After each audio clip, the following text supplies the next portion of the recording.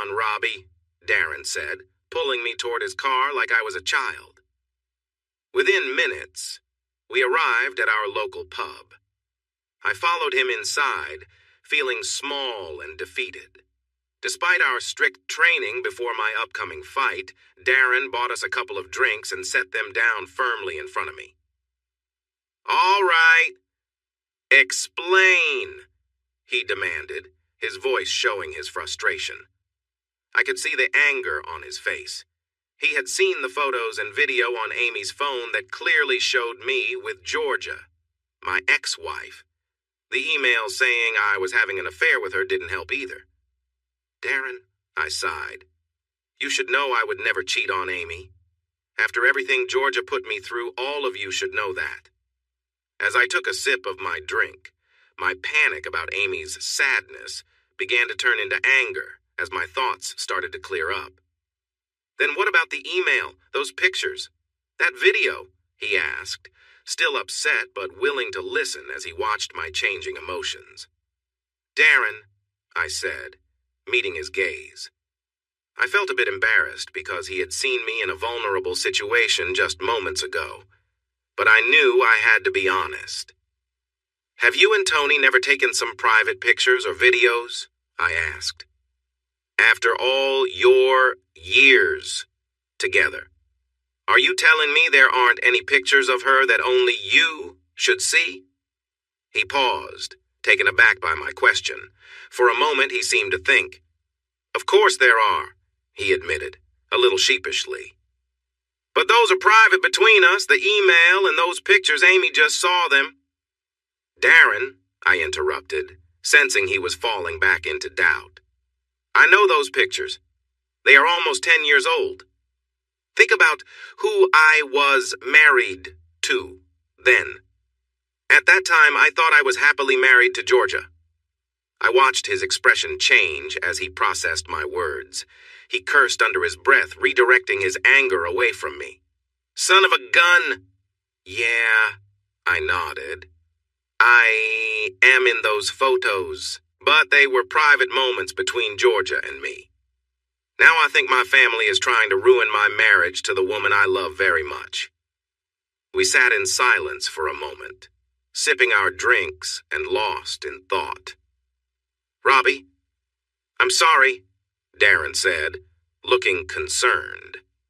"I didn't want to believe it, but now it makes sense. I can see how Amy and Tony, I can see how they might not understand." I shrugged. "They are two very pregnant women. I don't want to insult them, but sometimes they might not think things through."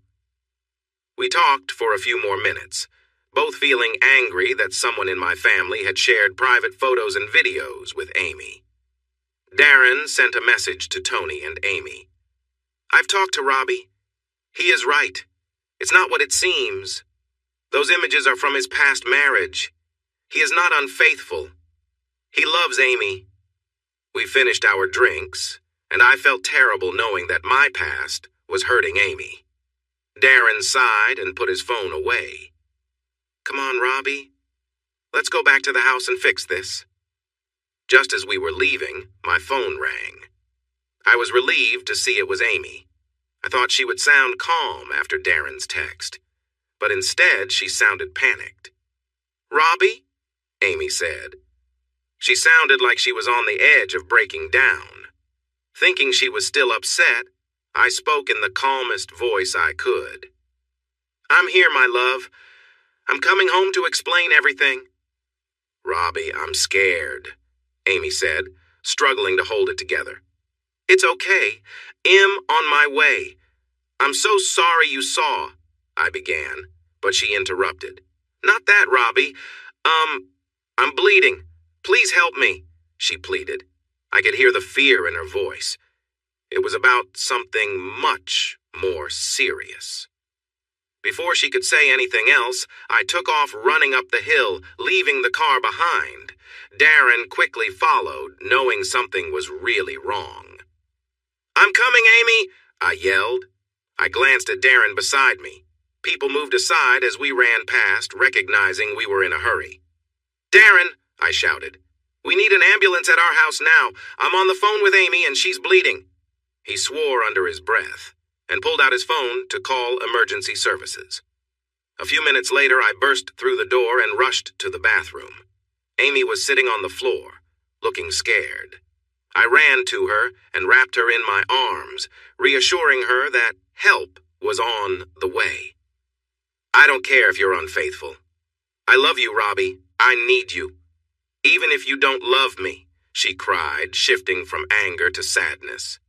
Our baby is going to be fine, I told her. Amy, I promise I am not being unfaithful to you.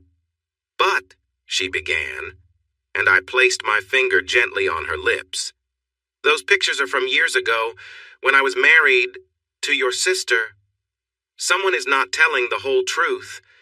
I would never betray the woman I love, I said, kissing her on the forehead as the lights of an ambulance flashed outside the bathroom window.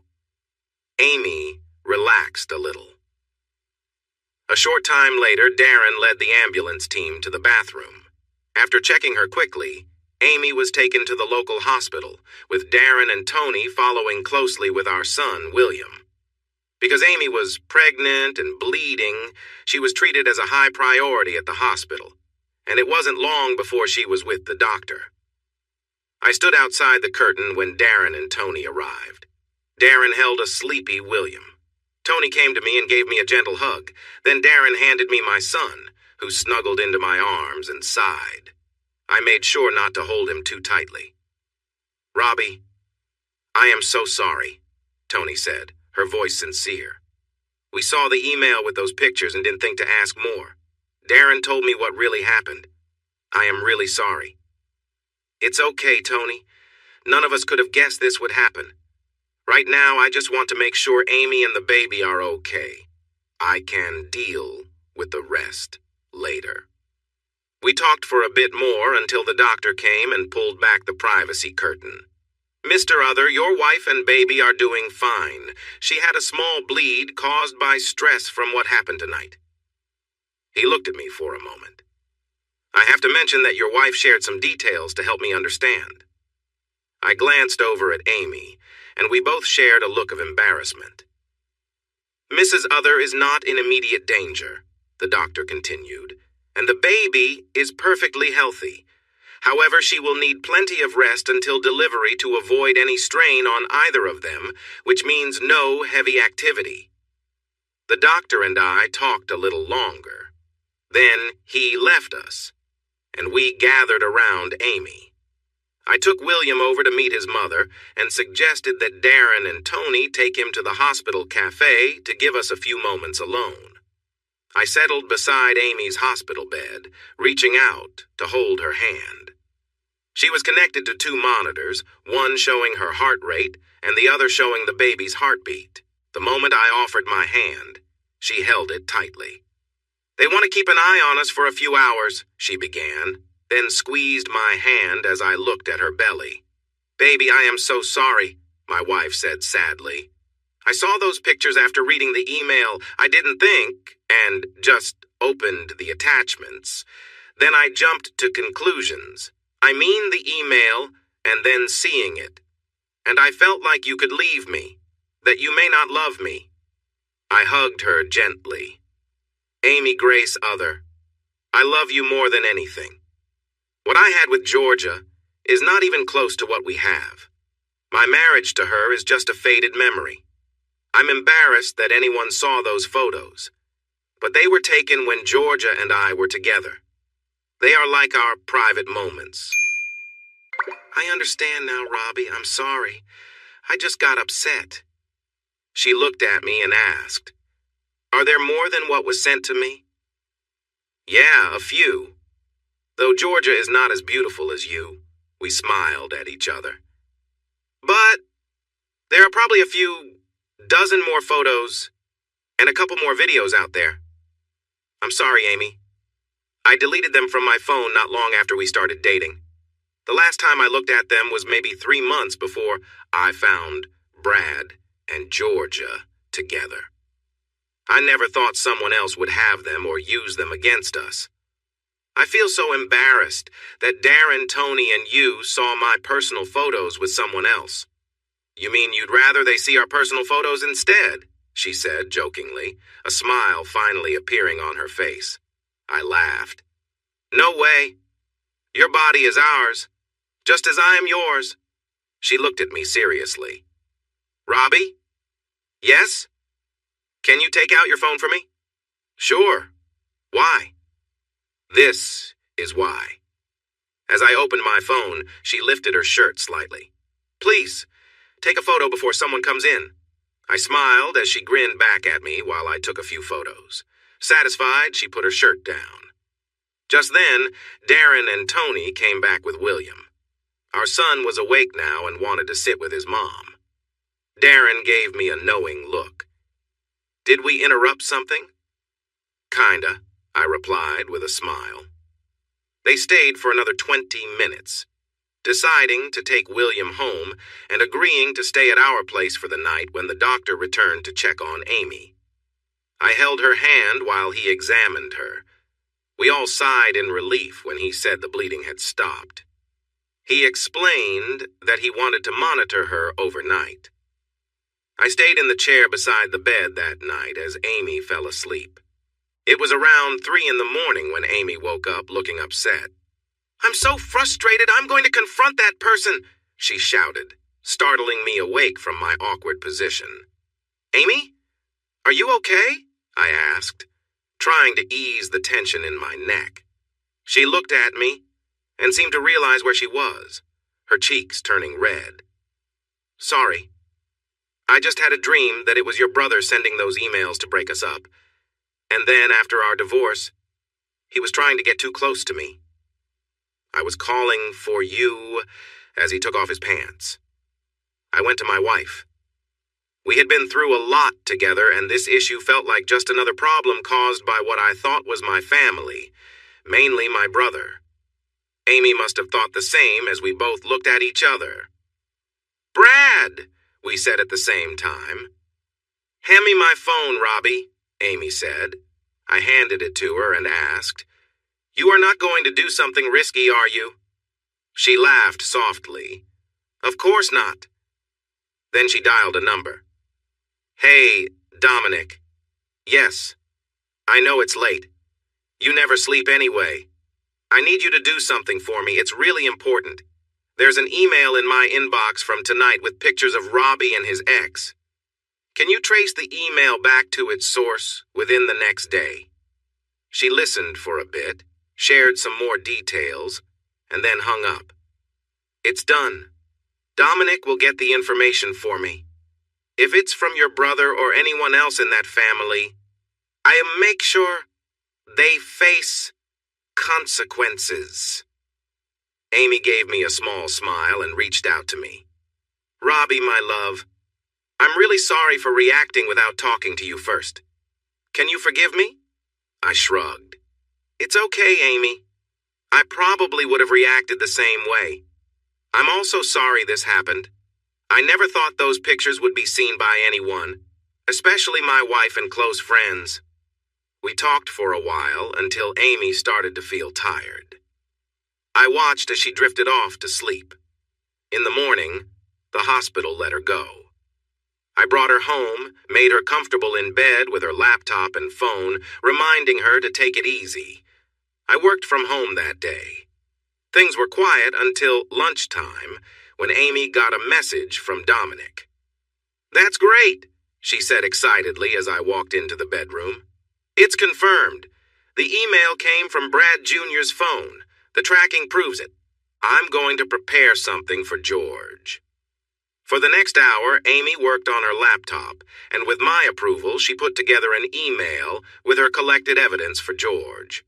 Just before she was about to send it, another email came in from the same address. Robbie? Amy said, her earlier excitement fading.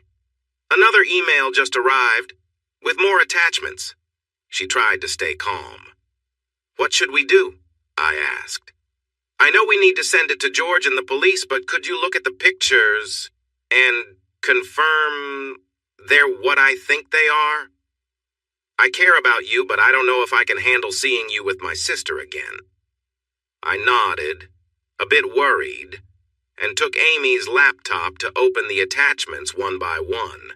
She carefully got up to head to the bathroom. I watched my pregnant wife move around the room. It was clear she had been through a lot in the past few days. I turned my attention to the screen and saw some pictures that once would have excited me. Now, though, I felt ashamed. My brother was trying to create problems between Amy and me using these images. The pictures showed some private moments I had with Georgia. There were several photos of us together, and even a couple of videos that felt like a betrayal now. One video was taken with the camera on our bedside table, showing us being intimate for about 3 minutes. The other video was more embarrassing, showing a private moment I didn't want anyone to see. I closed the video, feeling my face turn red. The email I had just read was clear. Amy, I'm sorry to say this, I can't stay quiet about your husband's past with his ex-wife. I can't believe they would be so disrespectful to take these pictures while married to other people. I hope you can use this in your divorce from someone who doesn't deserve you. Regards, a concerned citizen. As I finished reading, I felt angry at my brother. Just then, Amy walked back into the room and glanced at me, noticing my discomfort. Robbie, she said, holding her phone. I have George on the line. I've shared some details, and I can guess from your expression that the photos are even worse this time. Worse, I replied, feeling both angry and upset. Amy frowned, and I could see the emotions from the previous evening returning. We were both finding this difficult to handle. Can I put you on speaker, George? Amy asked. She looked at me. I'm sorry, Robbie, but we need to act quickly to stop this from happening again. I nodded. George, you're on speaker with Robbie and me, Amy said. Good, George replied. First things first. I know Amy is really upset, but how about you, Robbie? Are you okay? I paused for a moment, looking at Amy before answering. Sorry, George, yes, I'm here, but I'm not okay. In the last day, I felt incredibly embarrassed. My wife was ready to yell at me over something truly humiliating. We even worried about our baby's well-being because of the stress from the first email. I'm really angry, George, and seriously considering talking to my brother about his actions. I could hear George making notes.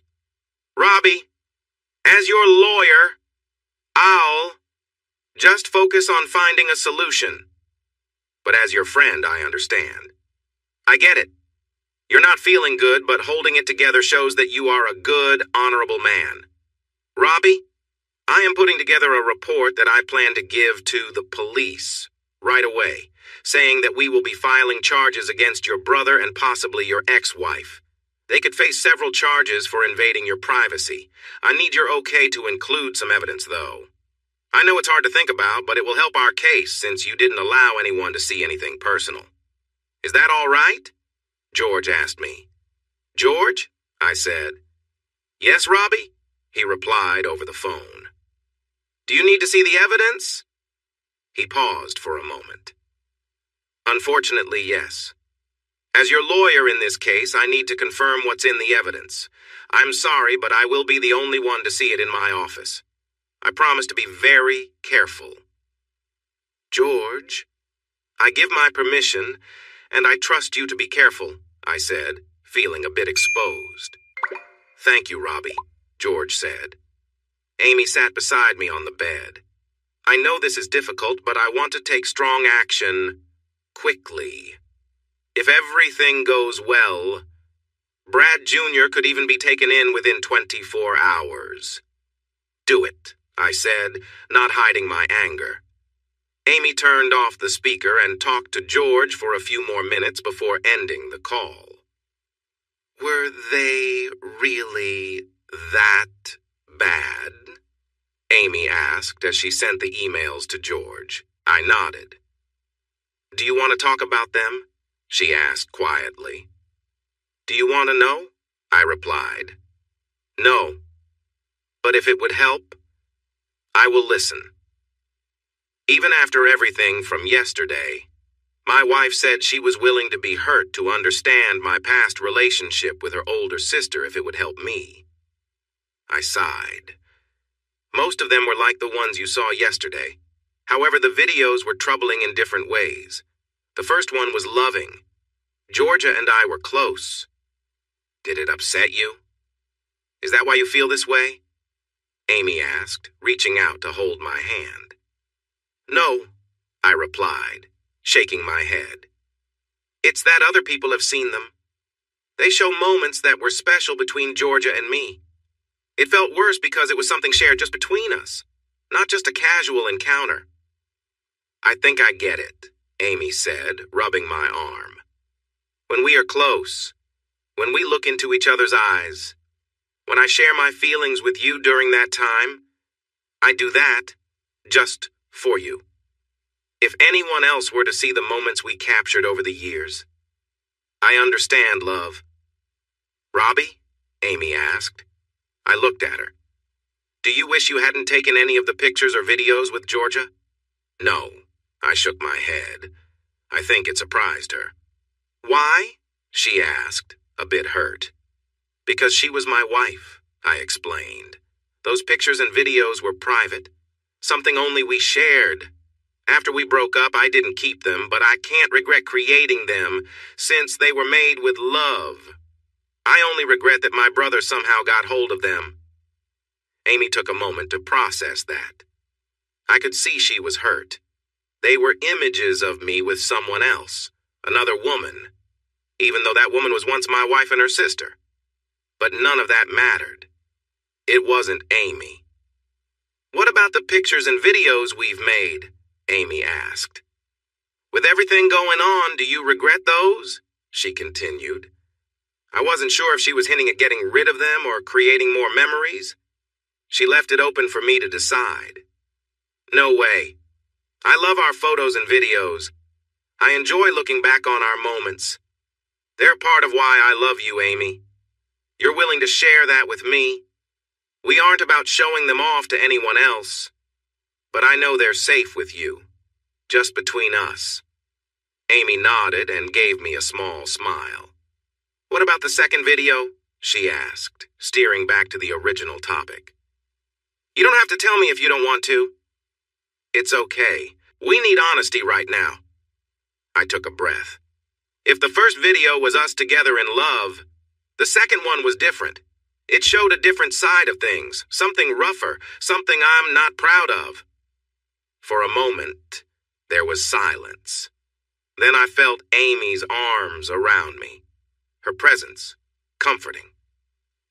Robbie, look at me, she said gently. I looked up, expecting anger or hurt, but I only saw understanding, maybe a bit of sadness. She was there for me. Robbie, John, Other, I love you so much. This isn't fair. Your family, getting in between us again. And while it's hard knowing there are photos of you with my sister like that, she stopped to gather her thoughts. This is hard to say, but while I know they exist, I also know you respected me enough to move on from them when we got together. You couldn't have known that your brother would dig them up and do this. It's low and I'm hurt, but I know you're probably feeling even worse. I nodded quietly. Robbie? Amy stood up, looking at me with purpose. Yes? I asked, watching her with curiosity. William's down for his nap. Why don't we make some new memories? She reached for my phone with a smile. Over the next little while, we took some photos, capturing her warmth and beauty. She smiled at each one, saving them in a safe folder afterward. Then we simply sat together, her hand resting on mine as we waited for William to wake up. Typically, we would share a close moment, but after yesterday, we both understood that would have to wait until our baby was born. Robbie? Amy asked after a while of us lying quietly together. Yes, I answered. Robbie, about those photos and videos of you and Georgia, she mentioned casually. Yes, I replied, feeling cautious. I sensed she wanted to discuss something important. Well, once our little one is born and I feel okay again, Amy said, rubbing her stomach. I shifted and propped myself on my elbow, now focused on her. She looked a bit nervous about what she wanted to say. After a sigh, she looked me in the eyes.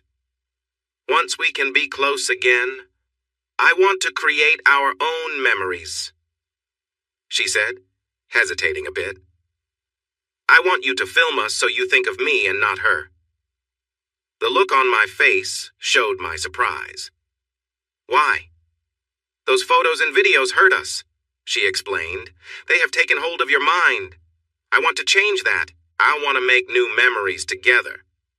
But Amy, I started, but she interrupted me with a giggle. But, she said, smiling. We both laughed for a moment. Amy, I understand, but we've never been that adventurous before. We've tried some things, but not like that. She sighed. Robbie, we need to take it slow. I know it won't just happen. I'll need lots of care and preparation. But when the time comes, I want it to be a wonderful experience, even better than what you've seen. We talked about it for a few minutes. Amy was determined, and I agreed that once she was ready after the baby, we could explore this together. We heard William starting to wake up. Thank you, Robbie. You go get William and I'll get dressed, Amy told me.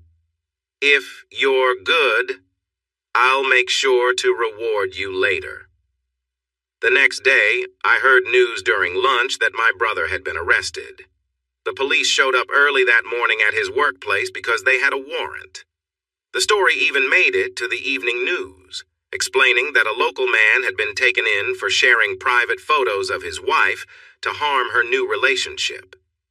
My brother was seen leaving in handcuffs, with his company's name mentioned in the report. Georgia was questioned too, but she was released after a while, although they told her not to leave town. Reporters tried to speak to my father, but he pushed through them, refusing to comment. Later, that day, I received a call from an unknown number. It turned out to be my mother. I hesitated before answering, bracing myself for what was coming. Why, Robbie? She asked, sounding upset. Why did you do that to your brother? After all these years, do you still dislike us so much that you do this to him? She complained to me. Hold on, Hattie, I didn't do anything. Your son sent those photos and videos to Amy saying I was involved with Georgia. We are just responding to what he has done. You should check your facts before blaming me. There was a long silence. You're not lying, are you? My mother finally asked. Your father and brother are insisting that you set Brad up. Hattie, Mum, I replied.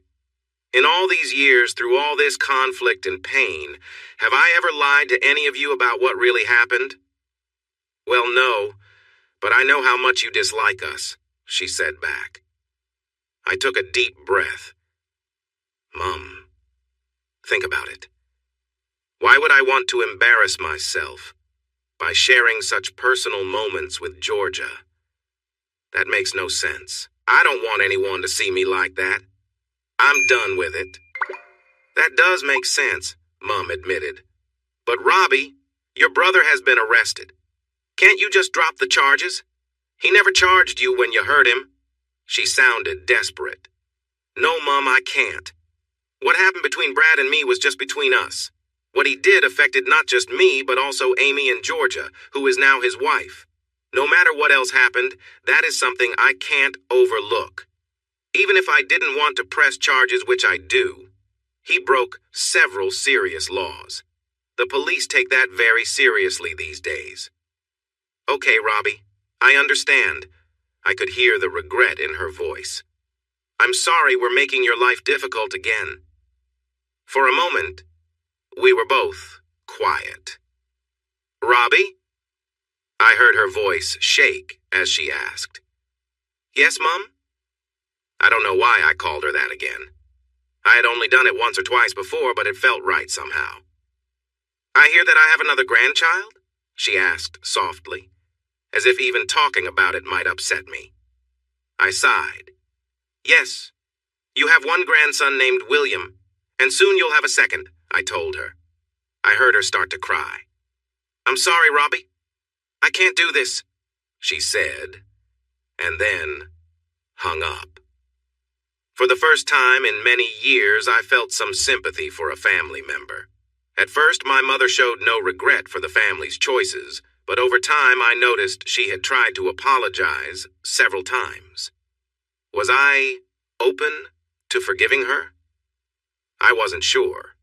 There was no chance for Dad, Brad, or Joanna, but maybe for Mum. Just maybe. I had a thoughtful expression on my face as I took breakfast to Amy in bed. What's on your mind? She asked, noticing the tray I set down next to her. It had tea and a croissant with jam. I just had a talk with my mom, I said softly, gazing at the ocean from our deck. She nodded. Did she give you a hard time about Brad's arrest? Not really, but I told her to get the facts right before blaming me. We also talked about William and the baby. I even called her Mom instead of Hattie.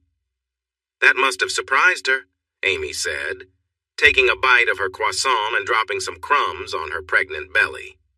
Our son, William, entered the room and climbed onto the bed, giving Amy a kiss on her belly. Moments later, he reached for her croissant. We played with him for a bit. He was getting braver every day and soon wandered off to watch his favorite show on TV. We both smiled, knowing we would need to set some rules about screen time and encourage him to play outside more often. Living by the beautiful coast made it easier to think he would enjoy outdoor activities, but we would need to be deliberate about it. I looked back at Amy. She was sipping her tea. I knew she wasn't a big fan, but she chose to avoid coffee until the baby arrived. Once she was ready for her coffee again, I planned to run to our local coffee shop every day for her favorite latte. It was a brief but interesting conversation, I continued, as if our son hadn't interrupted us. Mom was quiet but hung up quickly when I mentioned William and that we're expecting another baby. Amy stared at me for a moment. She's feeling the weight of everything happening in the family, Amy said. I think you're right, I replied. No, Robbie, try to see it from her side, Amy advised, shifting to find a comfortable position for her belly. A few years ago, she almost lost her youngest child while trying to help her oldest. Why? Because she was becoming a grandmother. She probably thought things would get better and you would come back to her life. But that didn't happen, and with everything else going on, her life has become quite hard. Her husband's business is struggling partly because of you starting your own. Then her other kids made some surprising choices, and her daughter-in-law had a baby with the wrong person. Twice. Now her estranged son has married someone special, built a strong business that competes with the family, and is having children, her grandchildren, that she may never get to see because of how the family has treated him. Amy looked at me with understanding. For all these years, Amy never talked to me about how my family might feel about what happened. She continued speaking. As a mother, she must feel like she has failed. Worse, she couldn't protect you and had to let you go, knowing her other two kids are not doing well. When she talks to you, it brings up all that hurt, Amy said. But I didn't break the trust, I responded.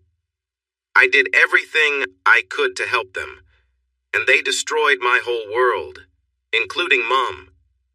Amy raised her hand while she took another sip of her tea from the bedside table.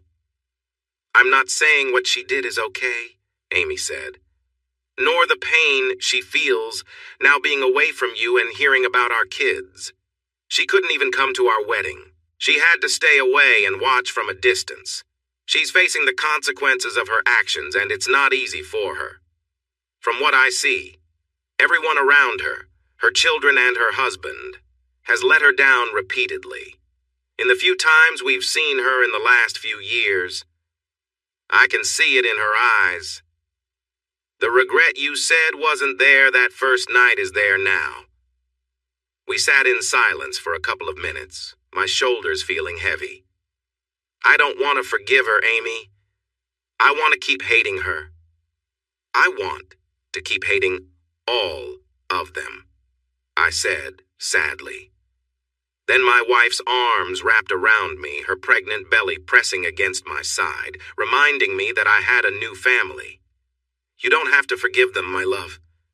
But maybe it's time to let go of some of that hate, even if it's just for your mother, she said gently. I need to think. All right, I replied, and Amy smiled at me. I understand.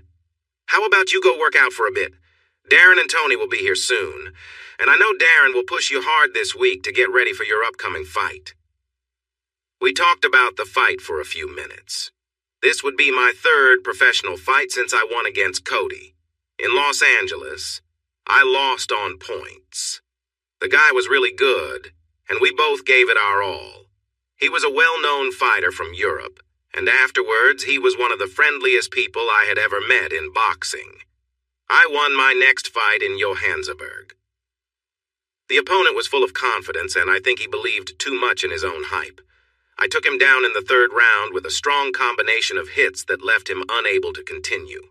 In my last fight, I lost. It was a tough 5 rounds. My opponent was Canadian and very strong. He pushed me hard the whole time, and I did my best to defend myself. I avoided being knocked out, but he won fairly. Besides my professional fights, I also had many local fights, where I built a reputation as a strong competitor. Honestly, I enjoyed being fit and letting out my frustrations by sparring in the ring. This time, my opponent would be another top American MMA fighter. He had won many more matches than he had lost, and I was considered a long shot to win. Blaine Johnston was a fighter in every way. He was known for being tough in the ring and trained in different martial arts. Right now, Blaine was on a worldwide tour, while American fighters were taking a break to get new sponsors for next year. He had 2 matches scheduled in Australia. Last month, he easily beat another Australian fighter. Next week, it was my turn. With everything happening in the past few weeks, my training had not been great, and I didn't feel fully prepared, even though Darren was pushing me harder than ever. The reporters and sports commentators were back too. This fight was going to be shown live around the world. It was mainly for Blaine, but since I was a favorite Australian champion after my fight with Cody, I hoped it would give me good exposure. I just wanted to avoid embarrassing myself too much. My main supporters were, as usual, Darren and Tony. Amy was there, but since she was about to have our second child in a couple of weeks, she would be in the special seating with her family. Ruth, Peter, and Rain would sit with her. After the fight, Peter and Rain were coming back to help Amy get ready for the baby. Darren was wrapping my arms when Blaine walked in. "So, you're Robbie Other?" he said, looking me up and down. I felt like he was judging me. "You'll do," he said with a smirk, then turned and walked away. Darren whistled. "That's a good sign." I looked at him. Usually, he just sizes up his opponents, snorts, and leaves, Darren explained. "I think he's going to take you seriously. You might have a chance." We spent the next half hour discussing strategies, such as how I should move, and how to defend myself. We went over my weaknesses and talked about Blaine's. Tony stepped out to get Amy and her family to come say good luck before the fight. But when they arrived, they brought someone I did not expect, my mother.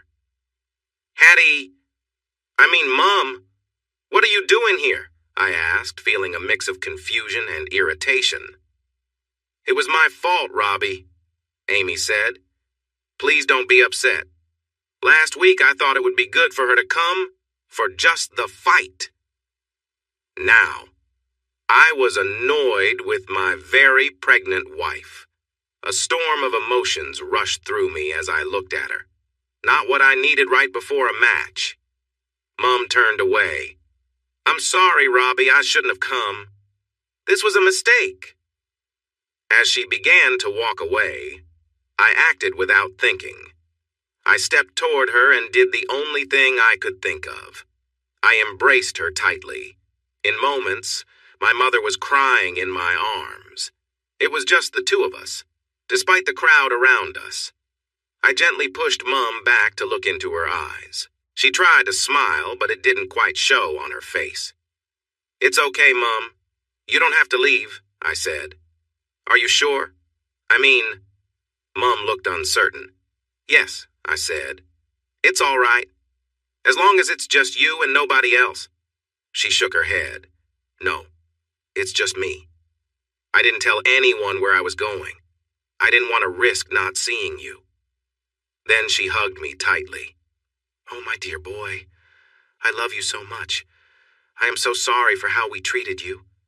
We should not have acted that way, and we deserve everything that has happened." I gently patted her back, unsure of what to say after all this time. "It's okay, Mom. There will be plenty of time for apologies later. Right now, I need to go and focus on this fight. Will you watch with Amy?" She nodded. I then received good luck wishes from everyone before stepping into the ring. Blaine smiled at me as I entered a few minutes later. "This should be easier than I thought," he said, having seen the moment with my mother. The bell rang, and I felt the impact from the very first moment. Blaine was quick for his size. His punches hit hard and his kicks were well placed. I was surprised I made it through the first round. At the end of the round, Darren looked at me and pushed me, urging me to get my head in the game. In round 2, I stood my ground better, but I was still getting hit hard. I glanced over at my mother and saw the worry on her face. I looked at Amy and saw her concern, too. My mind just wasn't in this fight. So much had happened, and seeing Mom, then her crying in my arms, left me feeling lost. I stumbled through the rest of the round, and as I tried to regroup, Amy and my mother came over to me as Darren checked me out. I looked at Amy, then at Mom. Then to my surprise, she slapped me. I was shocked, and I bet every camera in the place caught that moment. "Robert John Other, I did not raise a weak son," she said firmly. "I apologized for what we did to you, but if it's going to make you weak, then I take it back. Where's the fighter we saw that night? Where is the man who stood up for himself?" "I was angry, Mom," I replied, still feeling the sting of her slap. Seeing all of you and then Brad with his hands all over Georgia made me mad. It made me want to fight, but that anger is gone now. "Well, forget that," my mother said, surprising me with her language. "Robbie, look at this." She showed me her phone with a picture of Brad, Georgia, and their child. "This guy," Mom said angrily, "he took your wife. Got her pregnant without telling you and made you feel alone while making fun of you behind your back for years. He got your father and sister to see you as less of a man, and I was fooled by his lies for a while, too. For goodness sake, Robbie, he sent photos and videos of you with Georgia to Amy just to break you up. Use that anger, son. Use the hurt we caused you. Use the fact that my oldest son seems to be failing as motivation, and show that Blaine guy what you've got. Picture it as if it's your brother who needs a lesson. Prove to us that you're strong." With that, my mom walked away and sat down. Amy, Tony, Darren, and I just watched her leave. "Go get him, my friend," Amy said with a smile as she followed Mom. "What she said," Darren added, trying not to smile too much. Mom's words worked. In the next round, I fought back. I started moving quicker. I avoided his hardest hits and even got a few of my own in. If I had heard the commentators, I would have known they were talking about the motivational speech my mother gave during the break. When the third round ended, I noticed Blaine had lost some of his confidence and was starting to fight smarter. In the fourth round, we clashed again. Blaine went down twice as he struggled against my renewed energy. By the end of the fourth round, I had a cut above my eye that Darren quickly bandaged before the fifth round. I felt more balanced in the fight. It had turned into a tough battle, and I could hear the crowd cheering in the background. In the final round, I made real progress. Blaine had started strong, thinking I was off my game, but now he was tiring. I began to focus on breaking through his defense, steadily targeting his weak spots. I knew we would both have aches and bruises when this was over. I caught a few lucky breaks. When Blaine misjudged a kick, it opened up a chance for me to land several hits to his midsection. A moment later, he came at me with a series of punches that I dodged while hitting him again. He switched to a defensive stance, so I pushed him hard again. With each hit, I remembered my mother's advice and imagined my brother was the one I was fighting. Instead of seeing Blaine, I pictured Brad teasing me about how he had tricked me again. I landed more and more blows on Blaine. I imagined Brad bragging about how he found the photos on George's phone and sent them to Amy to make us split up. I worked to keep my anger in check and focused. Blaine was fully defending himself now, trying to survive until the end of the round and the match. Meanwhile, my anger fueled my strength. He didn't realize I wasn't just fighting him anymore. I was standing up to my family, who had pushed me around for so long, using me to get their way just because they could. The fight ended with less than a minute to go. I took a deep breath, realizing I was becoming too angry, so I stepped back to calm myself. Blaine saw this as a chance and tried to hit me a few times. I was ready for him. When he rushed at me, I pretended to punch him, which made him drop his guard. He didn't see the kick coming. It caught him off balance, and he fell to his knees, surprised. I quickly moved in and kept him down until he gave up. It was a solid win. The referee raised my hand with the microphone. "Your winner and our Australian champion, Robert Other," he announced, and the crowd cheered. Before leaving the ring, I helped Blaine up. He was still a bit dazed, but the headlines next week would show me helping a defeated opponent, and people would talk about the Aussie spirit for days. As I walked Blaine to his team, he looked at me confused. "Who were you fighting out there, champ? It didn't feel like me," he said as one of his trainers assisted him. I laughed. "My older brother. Mom always reminded me of him." He chuckled. "I wouldn't want to be your brother. Thanks for a great fight, Robbie." He smiled and shook my hand, looking grateful. I nodded as I handed him off to his team. My own team surrounded me next. First was Amy, and we shared a deep kiss, her belly gently touching mine. Then came Darren, Tony, Peter, Rain, and Ruth. Finally, my mom came over. I opened my arms for her. "Thanks, Mom," I said softly as she hugged me tightly. We headed to the dressing room and Darren helped me cool down. I hopped into the shower and Amy joined me moments later. It was now a tradition for her to shower with me after a fight. Even though I felt a bit playful, we both knew we had to take it easy after what happened in the hospital. As we dried off and got dressed, Amy asked if I was okay with her bringing my mom in without asking me first. I sighed and replied, "Honestly, I was all over the place, but you did the right thing. If it weren't for Mom, I might not have won tonight." Amy looked at me intently. "Really?"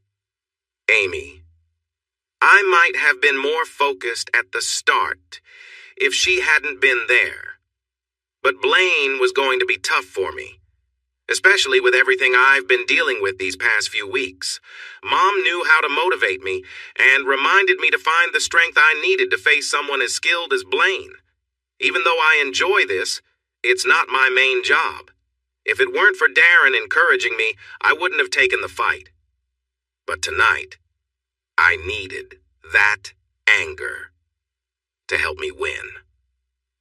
"Are you going to forgive her?" she asked, adjusting her maternity bra and pulling her shirt over her head. "I think I did tonight when I confronted her." I sighed. "Amy, I really mean it. I'm feeling confused right now. I don't know what my relationship with Mom will be going forward. I can say I forgive her, but I don't know where to go from here. And to be honest, I'm not anywhere close to forgiving Dad and Brad." I sat down to put on my shoes. Amy leaned over and hugged me. I cherish my wife. "It's okay, love. I don't think I can forgive them either. Just know that whatever you choose, I'll be here supporting you." We talked more as we finished getting ready, while everyone else waited outside the locker room with security guards. I could hear fans asking for my autograph, which was a first for me. Reporters asked about the fight, and some tried to talk to my mother, who seemed surprised by all the attention. As I headed to the interview area, security kept the crowd back. "Robbie, is everything your mother said to you during the fight tonight true?" one reporter asked as I sat down. The question surprised me. I'd forgotten that the microphones picked up conversations in the ring. Usually they played snippets of trainers, but I guess this was the first time they caught something personal. Sorry everyone. That was a private matter." "I would appreciate a bit of privacy if you don't mind," I replied, knowing they'd be curious but hoping to have a moment to gather my thoughts tonight. "Mr. Other," another reporter started, "did your mother slap you?" I chuckled. That was pretty clear if you were watching. The reporters shifted, buzzing with that question. "I just mentioned that most of what you want to ask me is private. Yes, it was recorded, and I know it's out there. But everything happened so quickly tonight. I'd like some time to sort through my feelings and give you answers that make sense. I will admit there have been issues in my family, like in many families over the years. Yes, those things played a part in tonight's fight. However, after my wife has our second child, I'd be willing to sit down with each of your networks and discuss it if you could give us some space for now. But right now, I am tired after an incredible match, and I want to care for my family. If you have more questions about the match and not my family, I can answer them," I said. This quieted most of the reporters, and everyone agreed to focus on the family side for a few days. I knew this wouldn't last, though. Soon, all the news outlets would likely be looking into the Other family. Sarah Marie Other was born 2 weeks after the big match. She was perfect and arrived crying loudly until she was placed in Amy's arms to feed. Amy was worn out after a long labor which lasted 22 hours, but she went through it like a trooper. Tired as she was, my wife had a brightness in her eyes that showed how much she loved our daughter. I kissed her and told her how proud I was. Darren and Tony brought William in, and together we celebrated Sarah with joyful sounds. In the following days, many from Alro and Alro Homes came to visit, along with Peter, Rain, and Ruth. But even with the excitement of our new arrival, some reporters were eager to meet our daughter. The match had gained a lot of attention. Winning was a big deal for Australian sports. But the situation surrounding my family became an even bigger topic on social media. The scandal was so intense that my father had asked my mother to leave their home because of all the attention from reporters. The enemy, in this case, was me. So in an awkward moment, we had my mother sign a privacy agreement and she became part of our lives again. Mom stayed in one of the extra bedrooms and spent time with William when she could. She was very taken with our new baby girl. At first it was a bit strange when either Amy or I were around because there was still some hurt feelings between us. However, Mom had gone through many tough situations and managed to handle this one well. I wasn't sure if we would ever really reconnect, but she did apologize that night and offered a few more apologies as we prepared for Sarah's birth. One thing I noticed was that Mom often seemed lost in thought unless she was playing with William or trying to stay out of the way around Amy and me with Sarah. More than once I found her on the balcony looking out at the ocean with a drink in hand, gazing into the distance. It was during those moments that we had some of our best conversations. Mom shared her feelings about the pain and regret of our family being apart. When my parents told me that evening that they had often considered how to tell me about Georgia and Brad's affair, my mom had wished to find the right words. But Dad always said, no. He knew that I needed to keep making money for everyone, and my mother apologized for not being brave enough to stand up to my father. One time we talked, she explained that when Brad and Georgia had a baby, there was a big family meeting. They decided I should go to Perth for 3 nights to help with a problem caused by Joanna. My mother told me there was a lot of arguing at the meeting. Georgia and my mother wanted to tell me the truth, knowing it would hurt me. But my father, brother, and sister disagreed. Even though I might not have been truly accepted in the family, I was also seen as someone valuable. They didn't want to disrupt things, even if they didn't really consider me a part of their family. My mother said that my father made Georgia go home with Brad that night, and all her complaints faded away. She felt pressured and even threatened with divorce if she didn't follow his wishes. Sadly, she told me that after that night, my parents never shared a bed again. She moved into a spare room, and my father refused to change. The night I found out the truth and faced my parents, what I thought was rejection from my mother was really guilt and shame pushed onto her by my father. After I stormed out for seeing my brother with Georgia, Brad called my parents. My father told my mother not to say anything or she would deeply regret it. He warned her that if I didn't accept things, I would be out of the family. I decided to leave before he could act on that threat. In the months that followed, every time my mother and I talked, she cried. She felt a lot of regret and asked me for forgiveness each time. But tonight, as we began our conversation, she seemed different. She was more quiet and emotional. There were no tears at first. As we spoke, I looked out at the horizon and saw that the moon would be full tonight. Together we watched the sunset over the ocean from the balcony. As my mother sipped her wine, I noticed she looked at me carefully. I had seen this a few times over the past weeks. She was present, but a part of her felt distant. I sipped my drink and thought about our situation. I was with my mother again. My body was healing from my fight. My son was happy, my daughter was lovely, and my wife was wonderful and supportive. I felt like I had my mother back in my life to some extent. Mom broke the silence, interrupting my thoughts. Robbie, I know I've said I'm sorry so many times, but I also want to thank you, she told me after a long pause as we continued watching the sunset. I glanced at her, curiosity in my eyes. You took a chance with me a couple of months ago, she said. You could have easily turned me away, and I would have left. But I've had the chance to meet my wonderful grandchildren. I have been lucky to see how well you are doing after everything. Mum smiled to herself. I also got to see your lovely wife and how happy she makes you. I'm so glad to see that you and Amy share a stronger bond than you ever did with Georgia. Finally, I got the chance to reconnect with you. I know it has been hard, but you have tried, and I appreciate that. She looked out at the ocean, a gentle tear rolling down her cheek.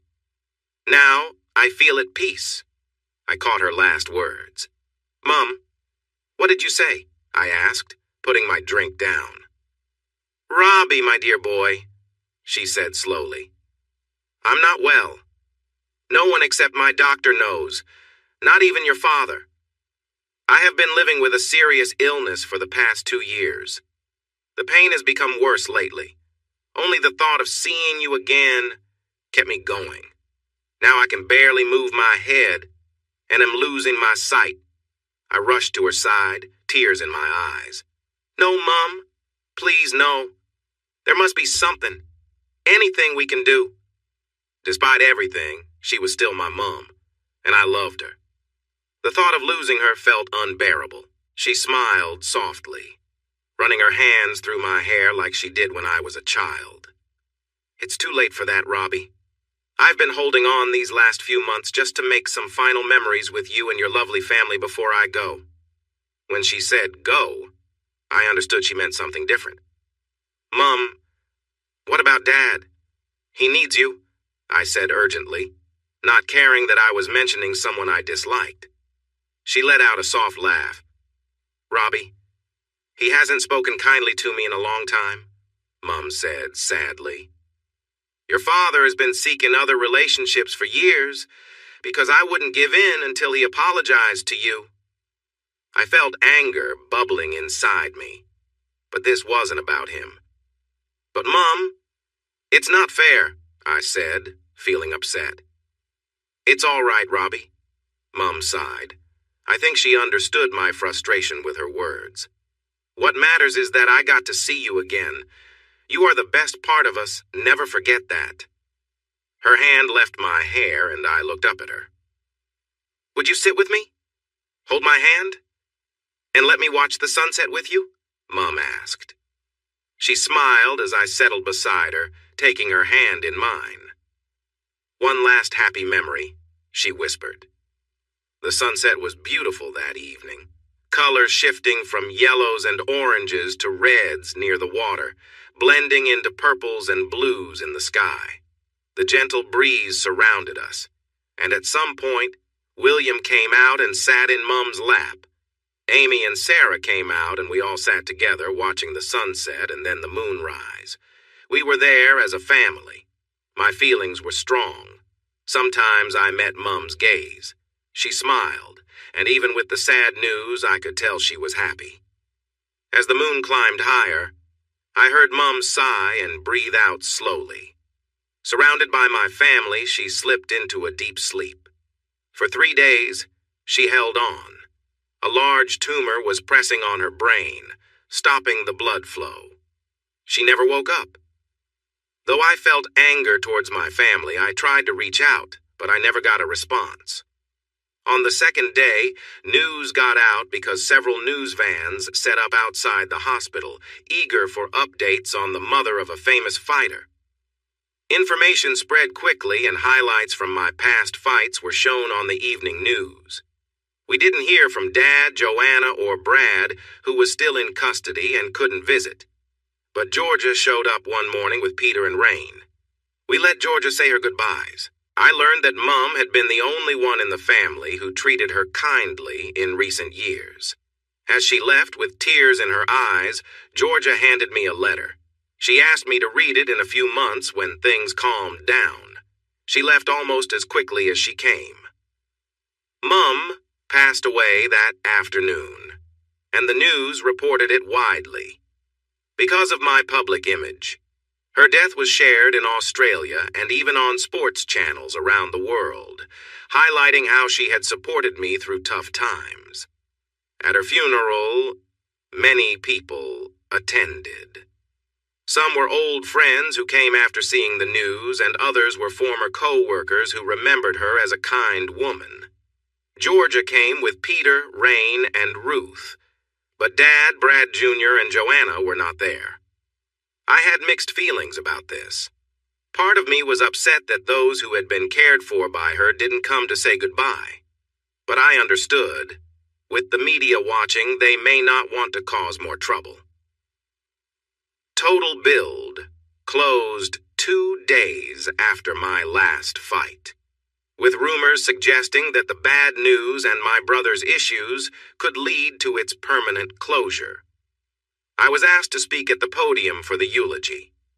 Honestly, it would be tough in front of friends, family, and the press. I had to move past a lot of anger from the past few years. I placed my notes on the stand and looked out at everyone. In the back, I noticed a few people trying to blend in, and I realized that for the first time, I could speak my truth. My family did not hold me back this time. I looked at Amy, holding Sarah, and William sitting next to her, gazing up at me, his father. I glanced at Darren and Tony. I even noticed Georgia, whose face showed sadness.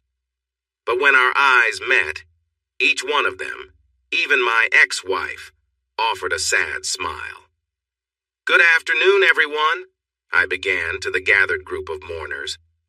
"I want to thank you all for coming to celebrate the life of Hattie Edwina Other, my mother. It's no secret that my family has faced many challenges over the past few years. There were soft murmurs in the crowd and even a few quiet laughs. But the truth is, for many years, the only words I exchanged with my mother were filled with anger about our family troubles. It felt to me like my mother and the rest of my family had turned away from me, treating me like someone who existed just to help them, not as a son who needed support. I recently learned that my mother, in her own way, fought against this for a long time. The night of that difficult moment you all witnessed was the first time in years that I could hug her. That night, I found it in my heart to forgive her.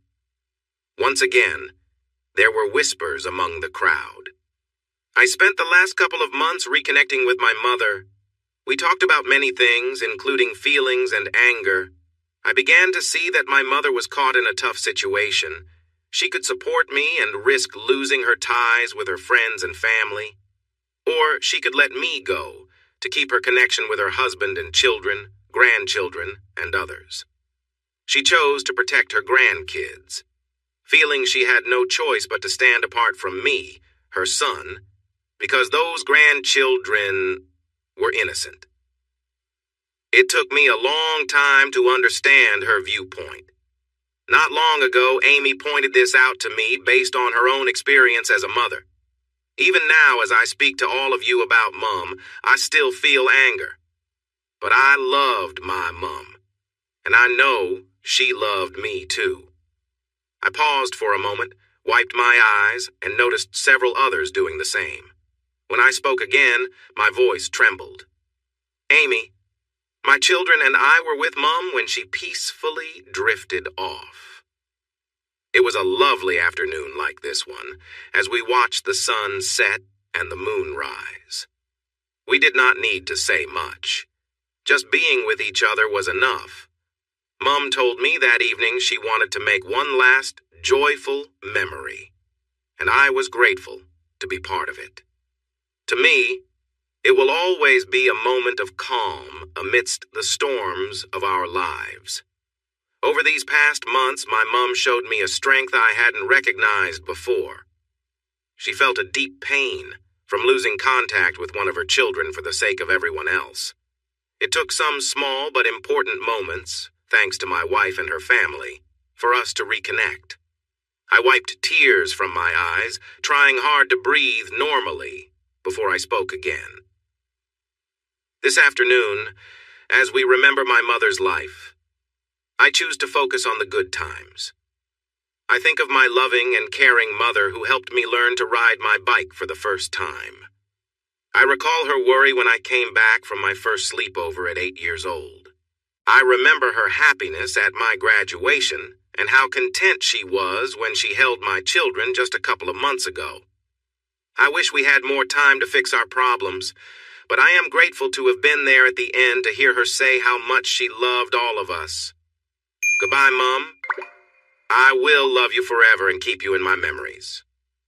As I stepped down from the podium, I noticed everyone was wiping their eyes, even some reporters who had quietly joined us. Mom was cremated, so there was no body to lay to rest, but a plaque in her memory was placed at a cemetery on the Gold Coast. After the crowd left, I stood with Amy and the family, including Darren and Tony, and we raised a toast to Mom one last time. While we were packing up, I noticed a woman standing alone in the background. She had also been at the funeral, staying at the back. I whispered to Amy, and she quickly glanced at the woman and nodded. She gathered everyone and left me standing next to Mom's plaque. I stood there for about 5 minutes before the woman approached me. "You spoke beautifully," she said, her hand grazing the plaque. "Thanks," I replied simply. "Not much sympathy for your family, though," she said. "Not much to give after what they did to me," I answered with a hint of bitterness. "Come on, Robbie," she said, looking at me with disapproval. "After all these years, you're still hanging on to that anger?" I nodded. "Yes, because whenever I try to move on, someone brings it all back. If it wasn't you, it was Dad. If it wasn't him, it was Brad. If it wasn't Brad, it was Georgia.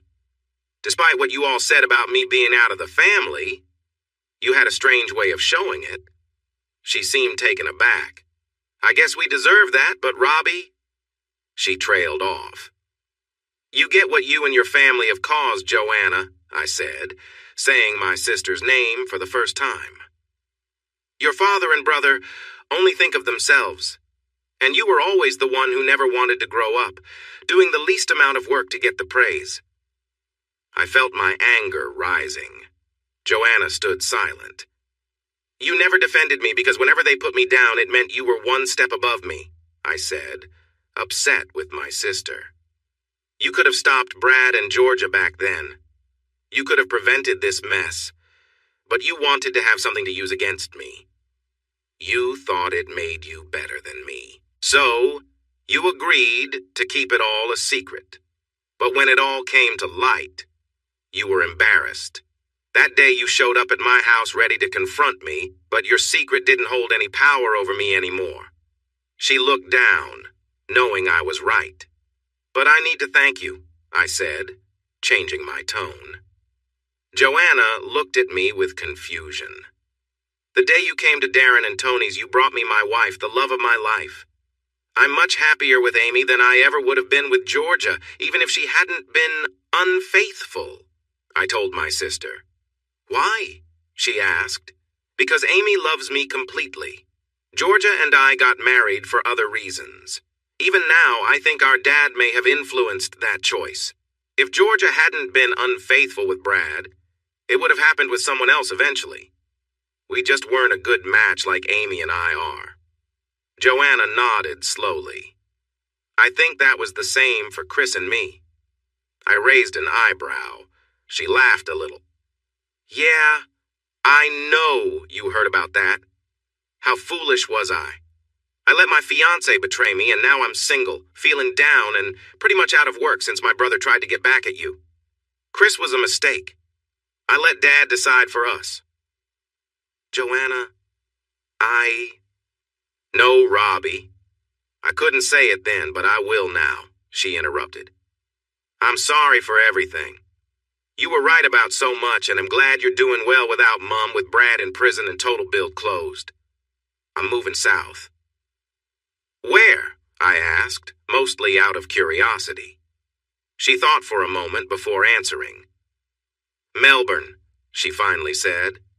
"I still have a few friends who will talk to me after everything. I need to go somewhere where people don't know me, so I can escape the label that I feel stuck with." I nodded in understanding. "Robbie, do you think?" She hesitated. "Do you think one day you might forgive me like you did Mom?" she asked, a hint of hope in her voice. I sighed. "Joanna, I honestly don't know. I won't forget what happened. You played a major role in my hurt. But the fact that we're not shouting at each other right now tells me I might be open to it one day." She shrugged. "I guess that's all I can hope for." She looked at me, studying my face for a moment, then sighed with a similar expression I had just shown. "Robbie, Dad has been harsh about you for years, calling you ungrateful and disappointing. We all believed him for a long time. because we relied on you for our comfort. We always followed Dad because he would help us carry our burdens." Joanna paused and looked at me. "I talked to Dad yesterday about leaving, and he blamed you. He says you broke the family. But I know it wasn't your fault. It was him."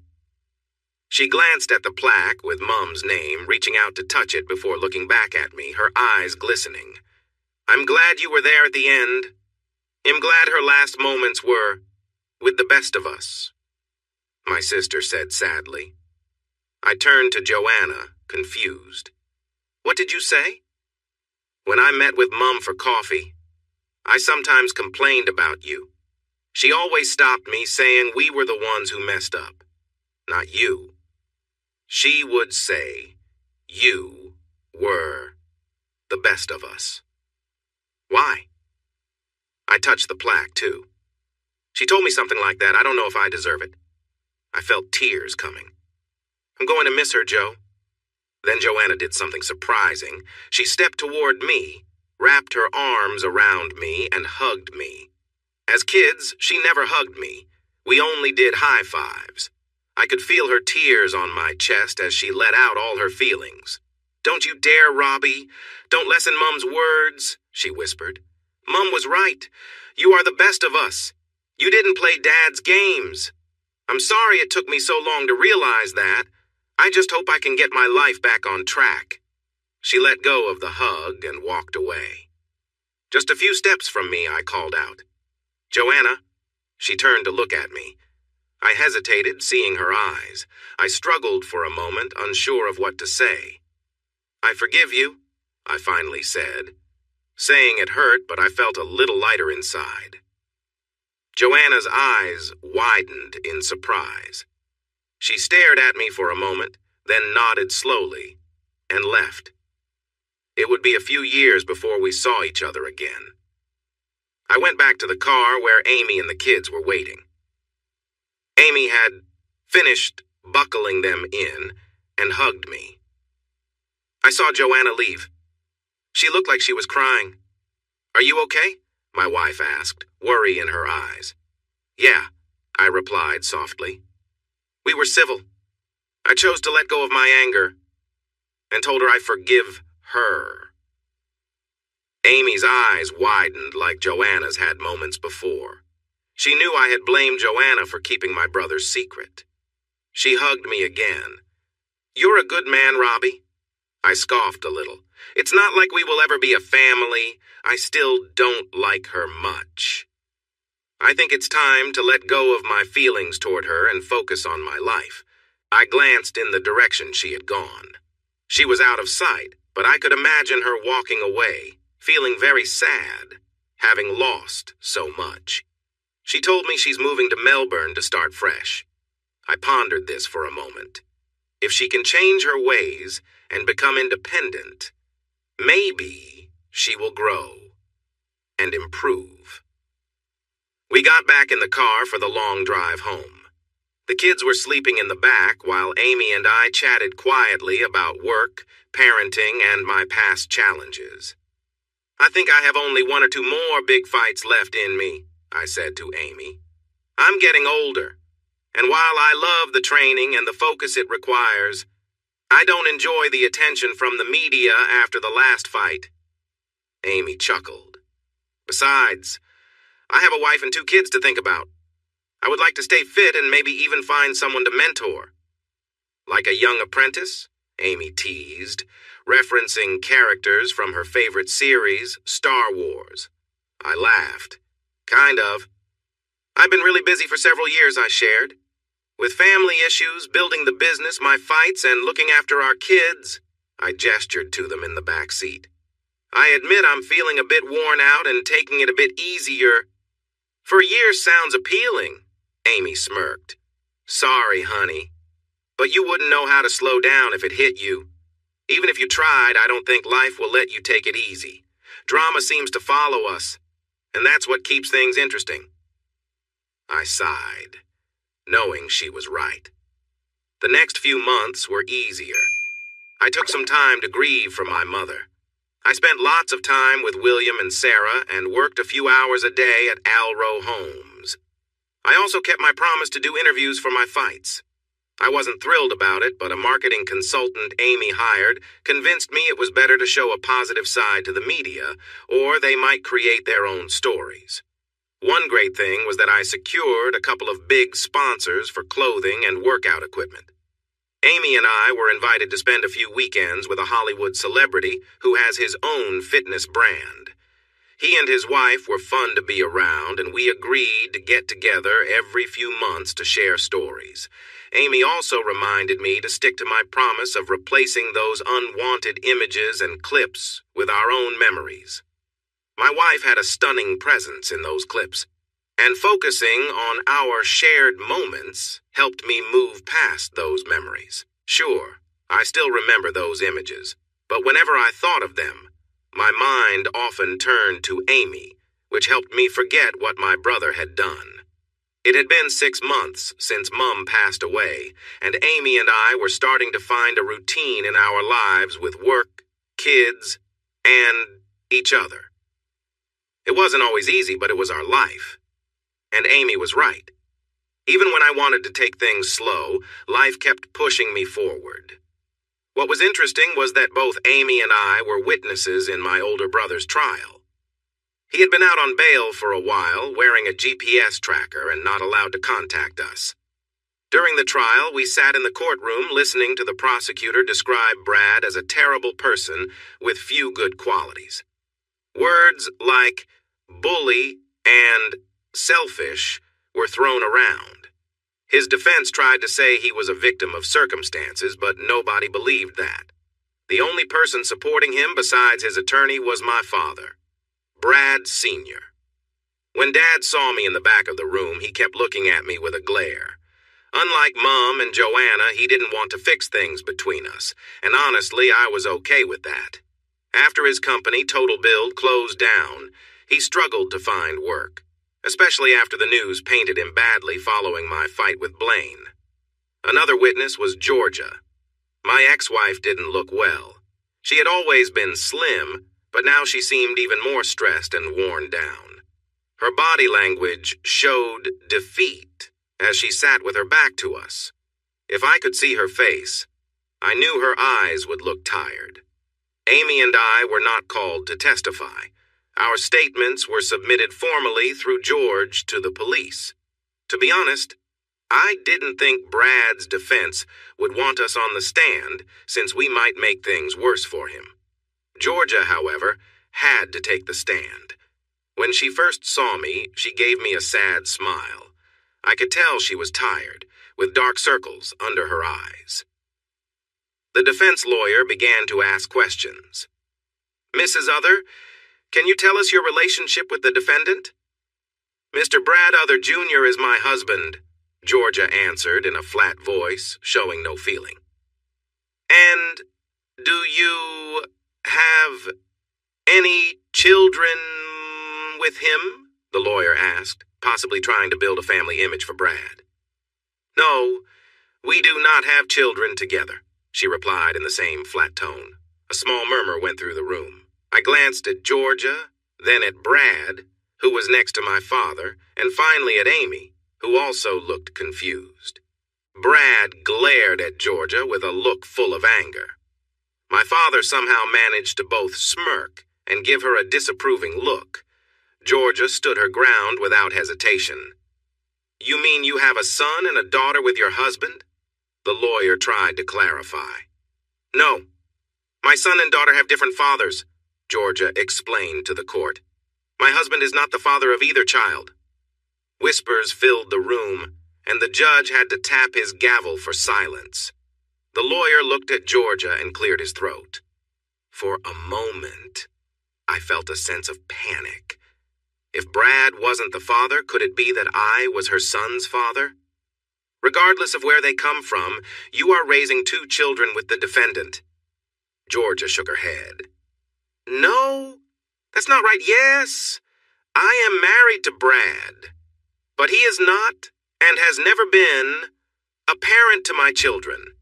He was often away, drinking or with someone else.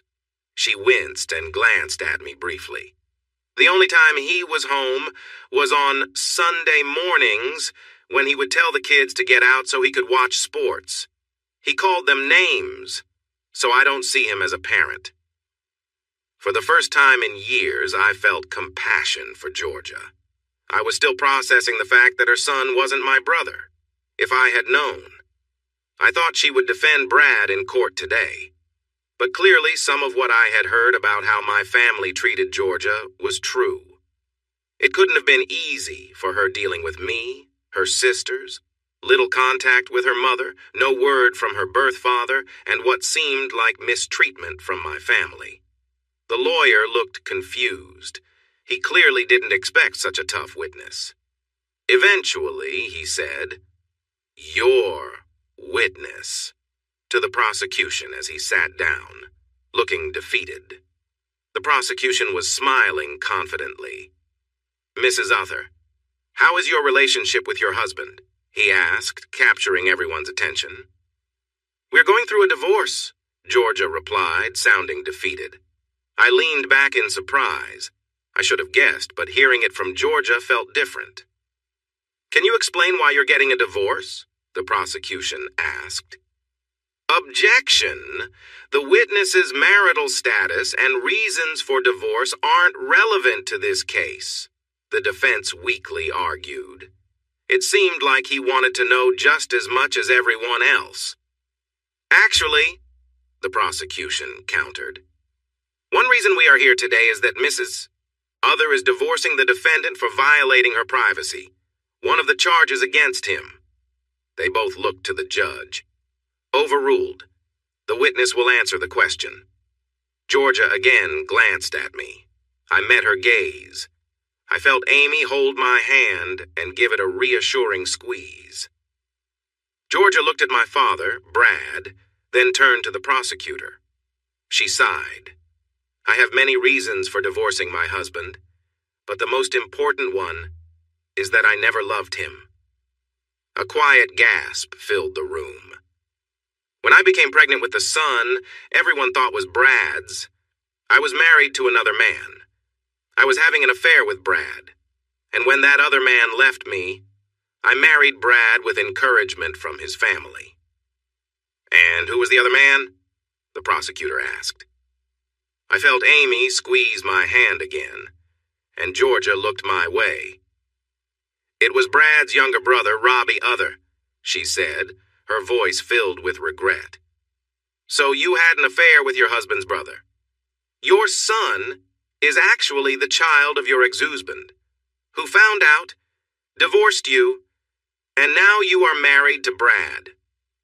Georgia looked at me with longing and sadness. It was a different kind of sadness than I had seen in her before. There was a pain there that I didn't fully understand yet, but I was about to. "No, neither brother is the father of my son," she replied, directing her gaze back to the prosecutor. For a moment, no one spoke. The room was silent, in shock. I glanced at my brother, whose neck was tense. This was new information for him. He genuinely believed that Brad Jr. was his biological son. I looked at my father, and in a room full of people, he was smiling, calm, almost peaceful. Unbelievable. The defense lawyer found his voice. "So who is your son's father if it is neither your ex-husband nor his younger brother whom you married after he found out?" I turned back to Georgia. I looked at Brad. I looked at my father as Georgia prepared to speak, and the whole courtroom held its breath.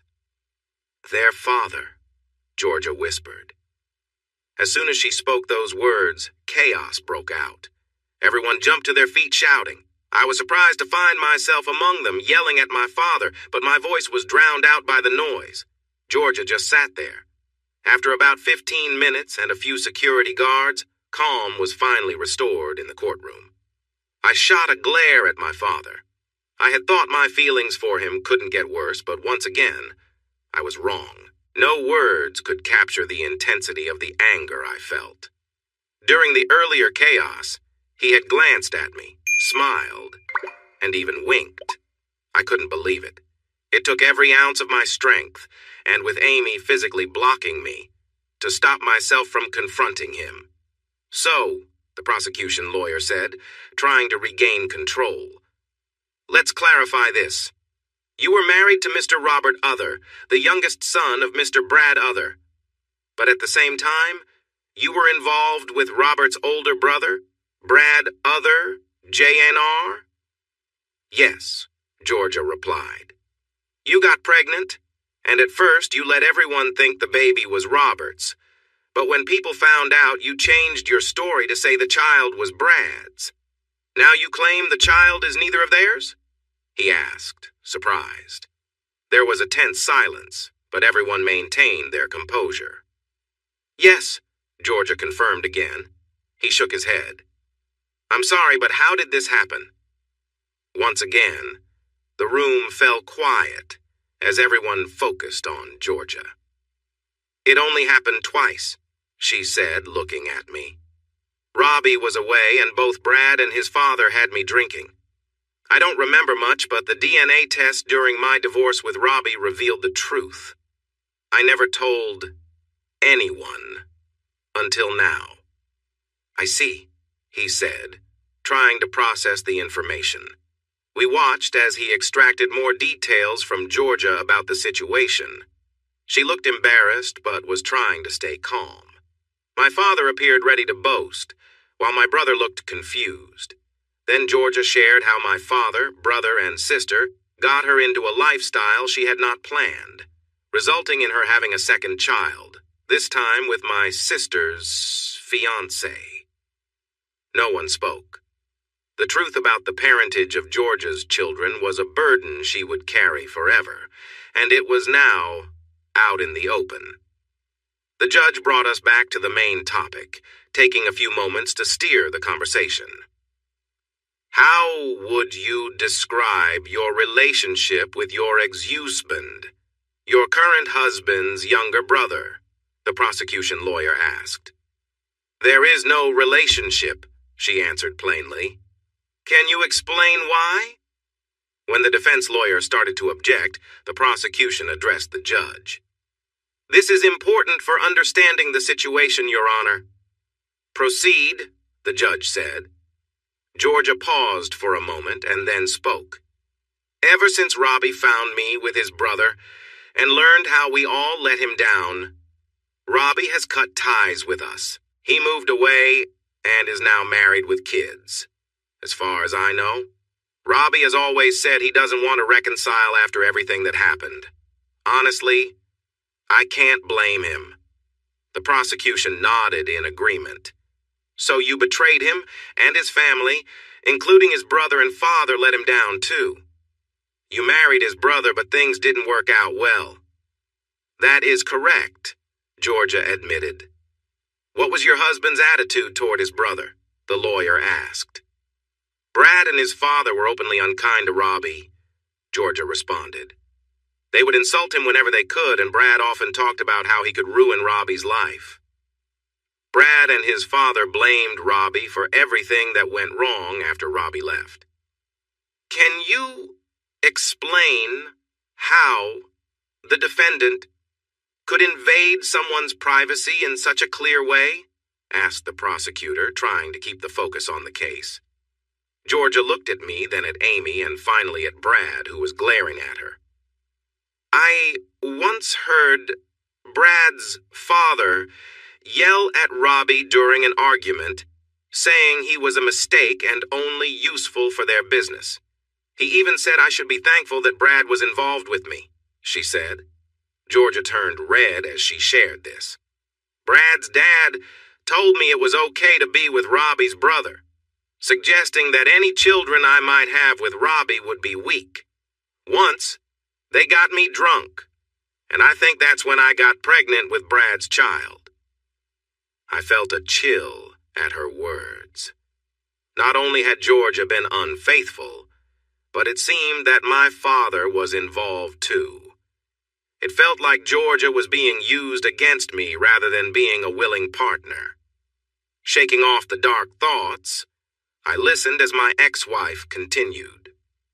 During the divorce, when things were really bad, Brad pressured me into being intimate with him. He also insulted Robbie, saying he wanted to find him and hurt him so he could never have kids. He talked about tying him up and getting revenge. What was he seeking revenge for? Georgia was asked. I felt a lump in my throat. This was one of my mistakes. Not long before the divorce was final, we ran into Robbie on the street, and Robbie ended up in the hospital. She explained how I had acted on my promise to confront Brad for the hurt he caused me. She said she didn't blame me for that. No charges were pressed. Still, Brad held on to his anger and wanted payback. The questioning went on for another half hour, making Brad look like someone who was always trying to bully his younger brother. My father was also mentioned negatively several times. Then they moved on to the pictures. Mrs. Other, does your phone have a password? Yes. Does your husband know the password? No. Do you have private photos on your phone from your time married to Mr. Robert Other? I did have. Can you explain? Georgia took a deep breath. When Robbie and I were together, we took several private photos and videos. They were meant just for us. Did you ever show these photos or videos to the defendant? No. Can you tell us why? She looked back at me, a little embarrassed. As I said before, I have never loved Brad, and I do not like his father at all. When Robbie left me, his family encouraged me to marry Brad since we had been pretending to be a family. After we got married, it was clear that Brad began to distance himself. Our connection became routine, and we were together only once a month. Brad spent a lot of time away from home. I felt very lonely, and often looked at old photos and videos to feel something during my lonely nights. I felt embarrassed. So, Mrs. Other, do you think it's wrong to keep personal images of a man you are no longer with while being married to his brother? Georgia did not blush this time. No, Robbie and I took those together. I would never share them or hurt a man I still cared for. Those pictures reminded me of what I lost. They were my comfort, in a time when I felt unloved. The prosecutor looked at Georgia with concern. If you didn't give the images to the defendant, how did he get them to send to his brother? Georgia became upset and needed a few minutes and some tissues before she could reply. One night, Brad went out with his father. I think they were going to a group event. I had put the kids to bed and felt lonely. I looked at some old pictures and videos to feel better when Brad suddenly came into the room. He saw me and then noticed the images on my phone. Brad and I never took personal pictures, and he knew I didn't like that kind of content. When he saw the screen, he realized it was Robbie and me. Georgia looked down and rubbed her arm, remembering. Brad grabbed my phone, trying to take it from me. He wasn't as strong as Robbie, but he was still strong. He managed to copy everything to his phone. I was telling him to stop, but he threw me against the wall, called me names, and left with my phone. I felt shocked and cried. When I came out later, my phone was broken and Brad was gone. The courtroom fell silent for a few moments until the prosecutor spoke up. Thank you, Mrs. Other. I understand that sharing this has been difficult for you as well as everything else you're sharing today. I apologize for any discomfort this may have caused you or Mr. Robert Other. As Georgia left the witness stand, Brad glared at her. My father's expression wasn't any better. Georgia did not look towards me again for the rest of the hearing. The prosecutor stood before the court. He caught my gaze and offered a small, sympathetic nod. Aside from the troubling behavior we've just heard about, we have heard important testimony from the defendant's wife. He was a harsh and dishonest person who often dreamed of getting back at others, especially his younger brother. Over the years, He tried several times to harm their relationship. He even managed to send private images that were not his to his brother's wife, hoping to hurt his brother. Evidence showed that he used his work computer to send an email that contained these attachments. After some time, he asked to call my brother, Mr. Brad Other Jr., who was the one being accused. My brother took a seat, his eyes wide and unfocused. It looked like he was struggling to stay calm. Mr. Other, you have heard the claims made against you today. You know you broke your wife's trust and invaded your younger brother's privacy. Do you deny this? Brad looked at me and gave a crooked smile. Nope. I won't deny it, he answered proudly, smirking at me. Everyone was surprised. No one expected such a clear admission right away. Mr. Other, how would you explain your actions then? The prosecutor asked, trying to find his footing after such an open statement of guilt from the defendant. My brother glared at me again, but still wore that smile. My younger brother was a mistake our family should not have made. People say he is talented at everything he tries. At school, he was always the best. He moved through university easily and learned martial arts like it was second nature. He felt like a mistake in our family because no one could match his skills. I talked about this with Dad when I was a teenager, and we figured out his weakness. Robbie was always honest. He put all his effort into everything and would defend any of us without question. My brother started laughing at the memories. When we were kids, I would ask Robbie to do my homework while pretending to protect him from the bullies I had sent after him. That worked until he began martial arts. If his bike had a flat tire, it was usually my fault. If something was broken in his room, I had likely been there before. At home, Dad and I made sure that Mom always served him last, since he was the youngest, while we ate well. When he joined the family business, Dad had him manage things, and he quickly proved to be very good at it. My younger brother excelled in sales, operations, and manufacturing, which frustrated us all. But it also eased the pressure on the rest of the family, allowing us to relax a bit. We used to say, "You knew it would be done if Robbie was in charge." My brother looked so disgusted that I could imagine him spitting on the courtroom floor as he admitted this. When Dad paired Georgia and Robbie together, it made sure Robbie stayed put and kept everything running smoothly. We left them alone for a year. Then, a few months after they married, Dad asked me to charm Georgia so we could have another way to manage Robbie if we needed to. Brad glanced at Georgia, who seemed to be looking at him. He smiled that big, crooked smile again. He also looked over at Dad, who had an odd grin on his face, even after everything that had just come out in court. I couldn't understand why he seemed pleased with my brother spilling these secrets. It was easy to be with my brother's wife. Dad sent him away for work, trusting that his family would look after Georgia. A few glasses of wine and my role as a concerned brother later, I found myself in his bed the next day. For 3 years, I was with her whenever Robbie was gone, sometimes even when he was at work. Sure, my sister caught us early on, but Dad and I made sure that our mom and sister stayed quiet. They knew that if they spoke up, their comfortable life would disappear. I sat there, angry at my brother for what he was saying. He had always tried to bring me down just because I was more capable than he was. His laughter filled the room, but there was something off about it, not the laugh of a healthy person. I didn't realize that Dad was the one who got Georgia in trouble. She was so out of it during those times we were together. I don't think she even knew what was happening. He trailed off for a moment. No one spoke. We just listened. Suddenly he was back, grinning at me like nothing mattered. But hey, it didn't happen to the golden boy, so who cares? Brad chuckled. We all agreed she had to say it was my little brother's child. I was thrilled. Robbie thought he was going to be a dad. But then his smile faded.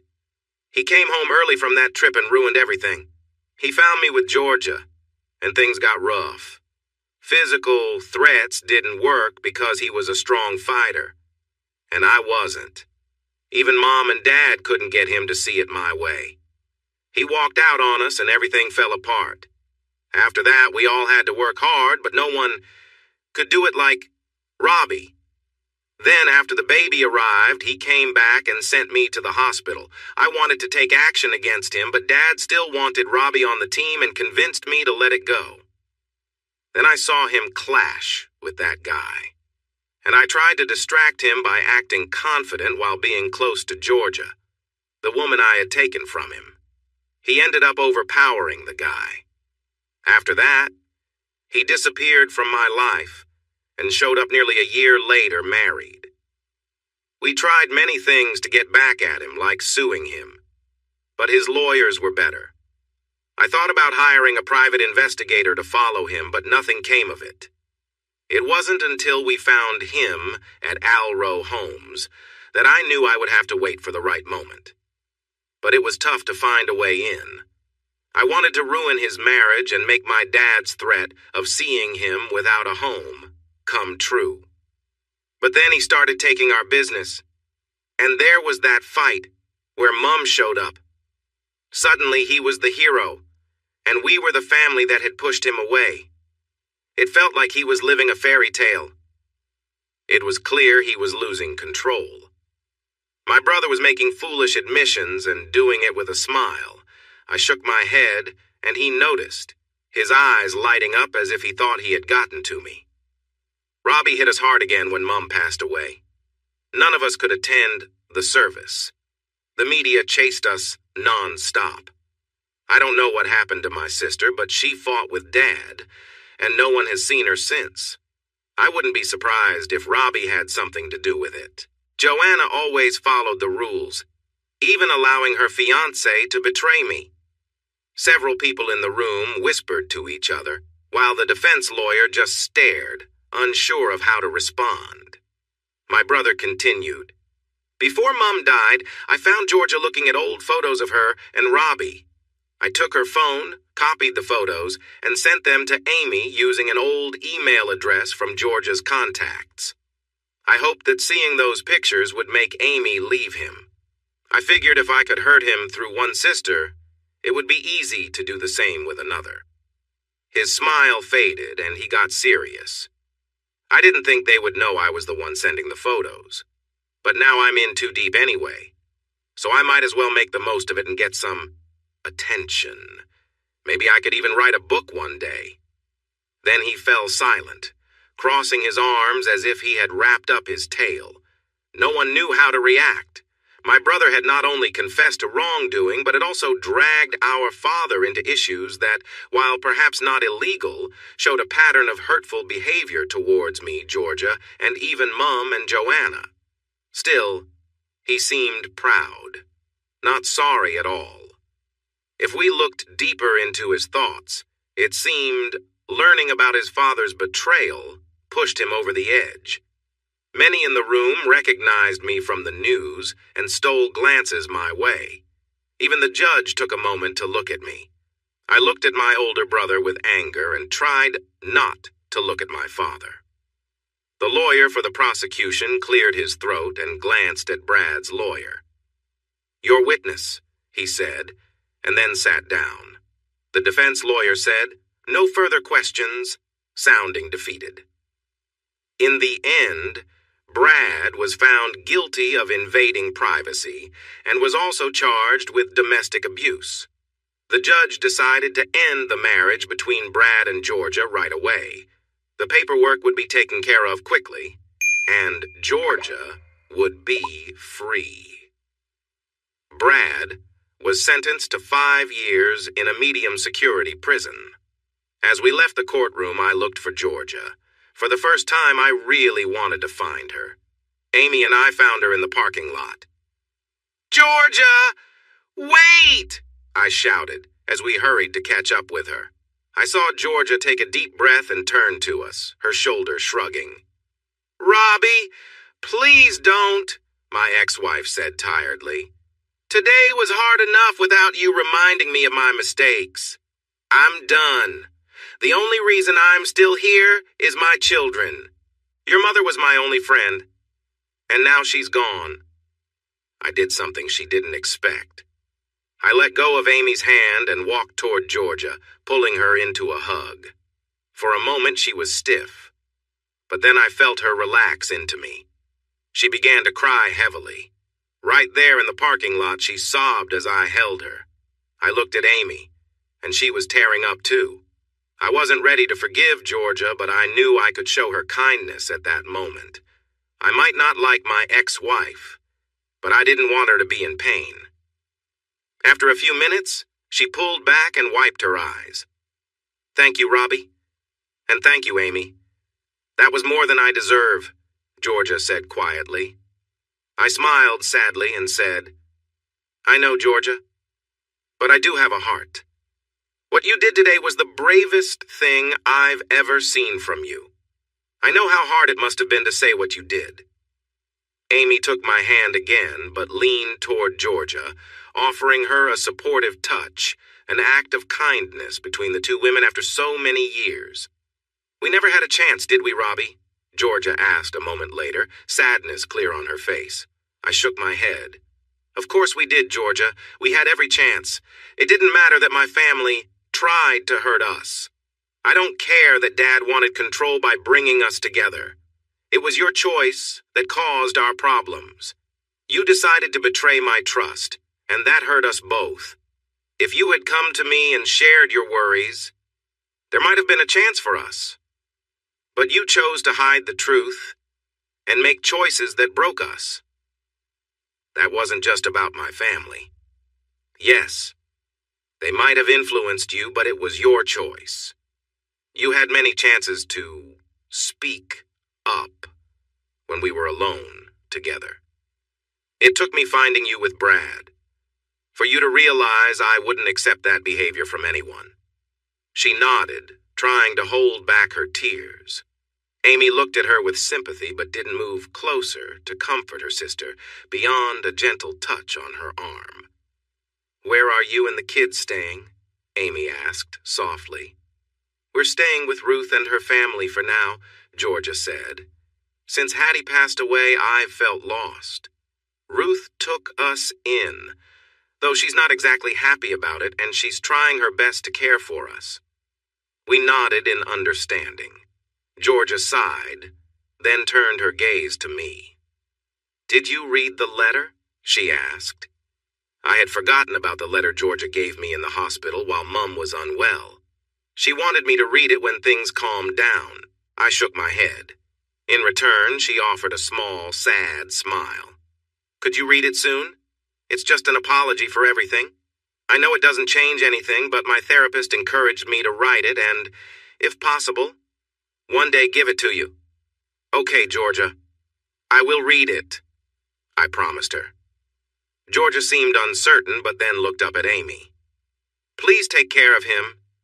If there's anything good that came from all this, it's that you found Robbie and make him happier than I ever could." With that, Georgia got into her old car and drove away. "I feel a bit sorry for her," Amy said as she leaned against me while watching her leave the parking lot. "Yeah," I answered. "What? You feel sorry for her?" my wife asked, looking at me in surprise. I shrugged. "A little, but I meant what I said. She could have talked to me instead of hiding things. I don't think I can ever really forgive her." We talked more about forgiveness and the day's events as we drove home. When we got to bed, we held each other and soon fell asleep. The next morning, I got coffee for Amy and myself before anyone else was up. At the coffee shop, I saw the news coverage about the trial, including details about what my father and brother had done. A reporter was waiting outside for me, but the local people blocked his way so I could leave without being noticed. When I got back, William was watching Bluey, and Amy was on the balcony with Sarah. She smiled as I set her coffee down, placing Georgia's letter on the table in front of me. "Are you going to read it?" she asked. "Yep." I told her I would. I replied with a tight smile. As we each relaxed in our spots, I opened the letter and began to read. My dearest Robbie, I know I don't deserve to call you that anymore. But despite everything that has happened between us, that is how I still see you, my dearest. The last few years, since you learned about Brad and me, along with other things I hope you never find out, have been the hardest of my life. To be honest, things started to go downhill the night I first spent time with Brad. I want you to know that I admired you from the moment we met. You were strong, good-looking, smart, and always knew how to tackle a challenge except for the betrayal that your family and I caused. I will always regret what we did to you. We hurt you, and I hurt you the most. I was meant to be your wife, your best friend, and your trusted supporter. Instead, I let you down. Looking back, and with the help of therapy, I see that while I feel terrible about my actions, you likely suffered more. You might already know that your brother has been unfaithful to me for years, but I know what I did to you was worse. Robbie, this letter is my way of saying I'm sorry. I genuinely feel sad for losing my best friend. I regret that I betrayed you with lies and deceit, and that I went along with your family instead of being honest with you. Even if you still would have decided to end things, I believe my heart wouldn't feel as heavy as it does now. I'm writing this after hearing that Hattie is very sick, and I plan to give this to you the next time I see you. You should know that your mother loved you deeply, and we often talked about the things that happened. From what I've seen in the news about your father and what he did to your mother, I hope you have found some peace. There's a saying about betrayal that your parents once told me. When someone betrays you, it can feel like wanting to strike back. I remember you feeling so angry at your family and at me. Well, we thought we hurt you, but in truth, we ended up hurting ourselves more.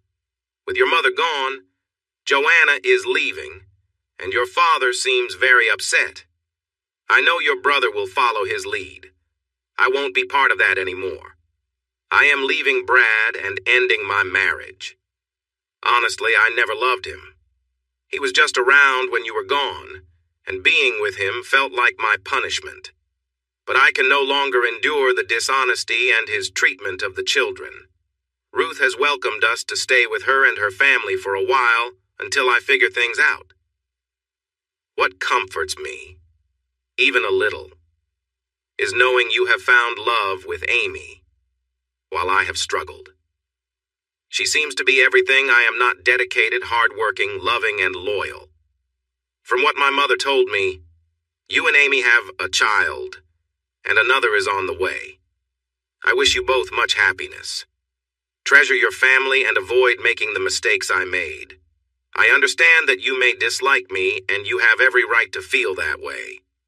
I dislike myself, and I know that we can't go back to how things were, but if you could ever forgive me, I would be very thankful.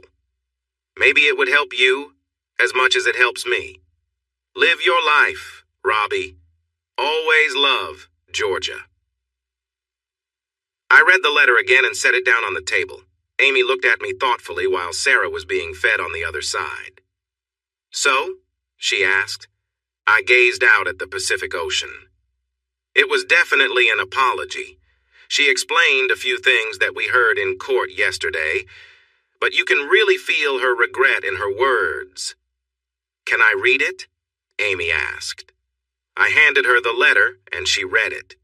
When she finished, she passed my daughter back to me while I burped her, and Amy read the letter again. You're right. It's a good apology. But you don't seem too upset about it, do you? No. I've felt a lot over the situation already. I feel sad for her. Georgia was mistreated by her family, but after all this time, I'm not really emotional about it, I told Amy. Amy nodded, folded the letter, and placed it back in the envelope. We both stood up and went inside. I grabbed my phone from the bench and texted Ruth. "Hi, Ruth. Please let Georgia know I read her letter. Thank her for the apology and tell her I hope she finds peace." I pressed send and showed the message to Amy, who nodded. "That's not quite forgiveness," Amy said. "No, but I don't wish her harm anymore." "I see that as progress," I replied. The morning news featured parts of the trial. There were photos of Brad, Georgia, Amy, and me. Next week's articles, titled "Brother Gets What He Deserves" and "Family Troubles Explode," would be online. Most of the coverage was in my favor, saying how poorly they had treated me and that they deserved what happened to them. My father received even worse reviews than my brother. After what was revealed yesterday, that wasn't surprising. A few weeks later, Toni had her first child, a daughter named Carla.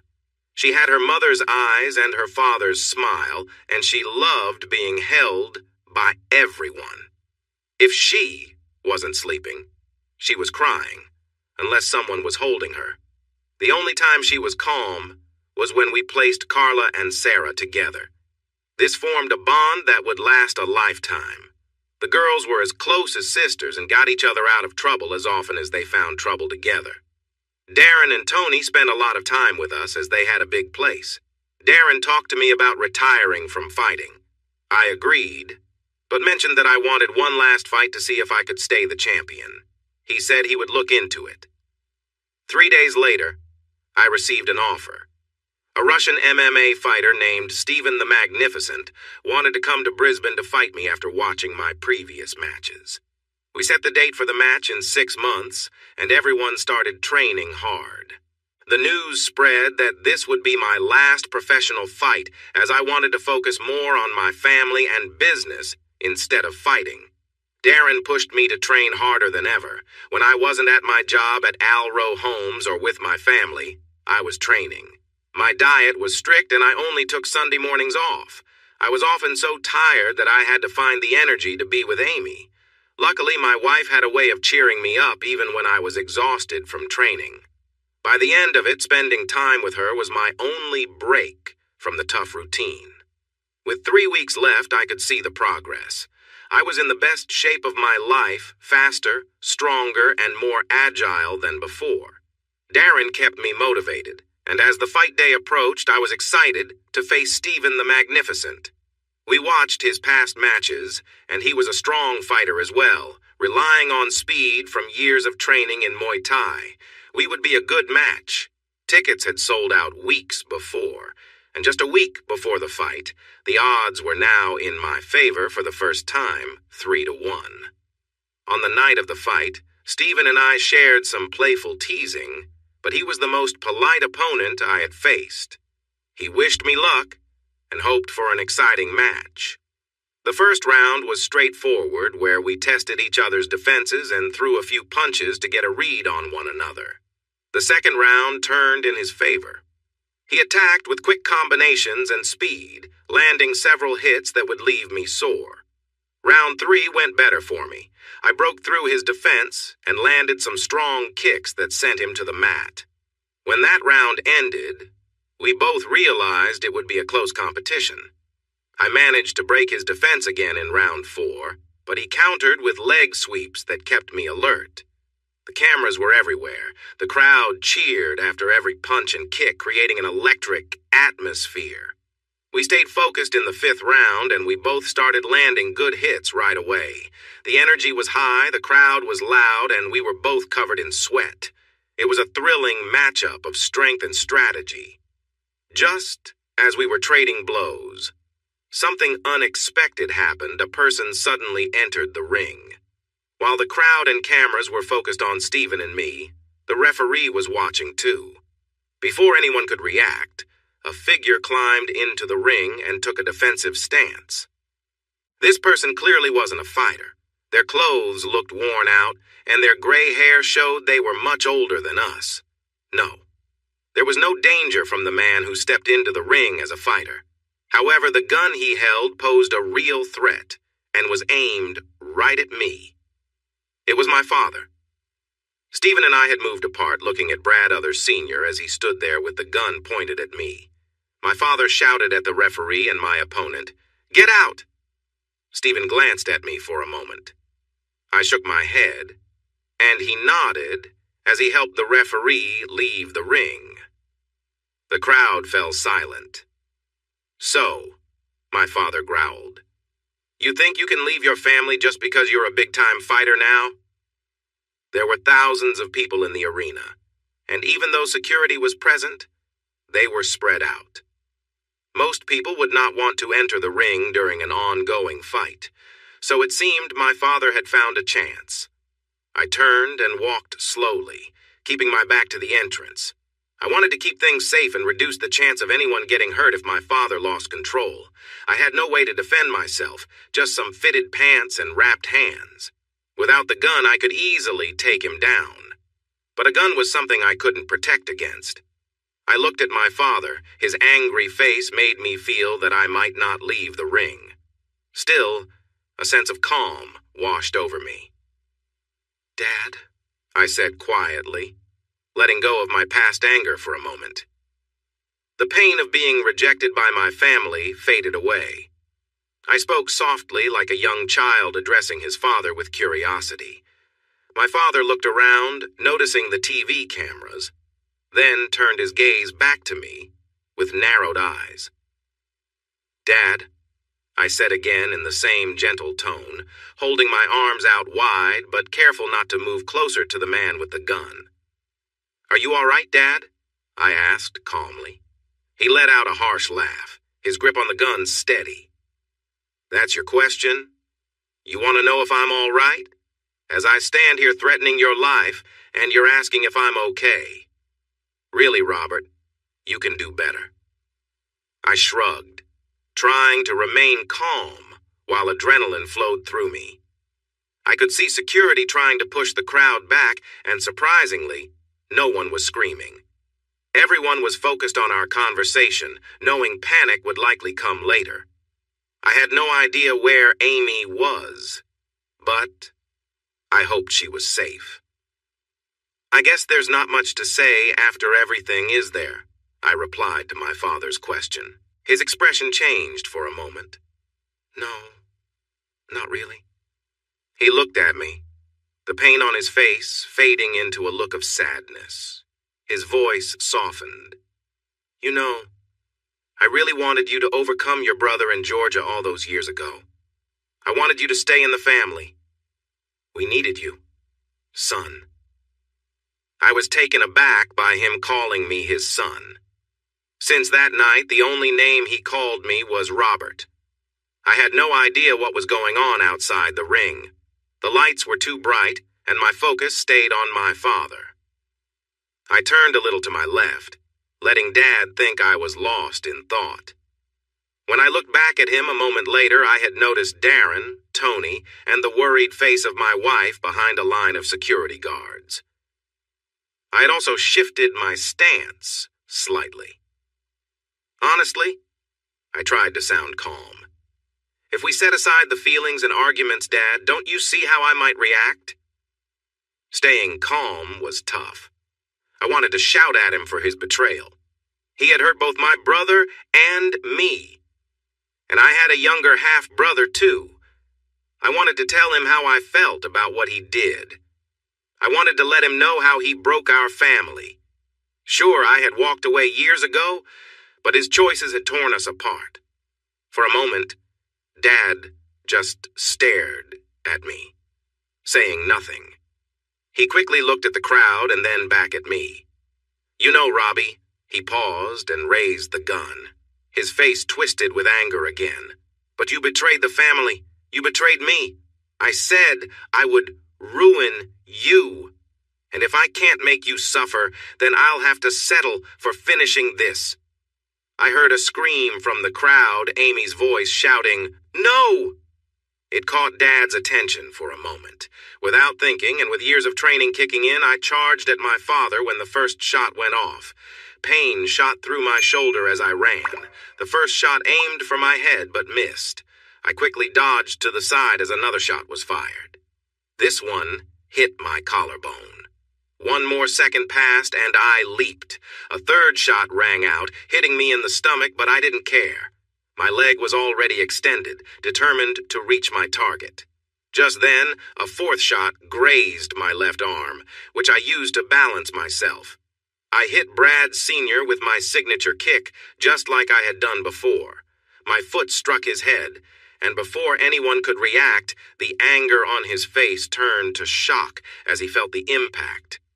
His body went into a slow fall as he lost control, the gun slipping from his hands.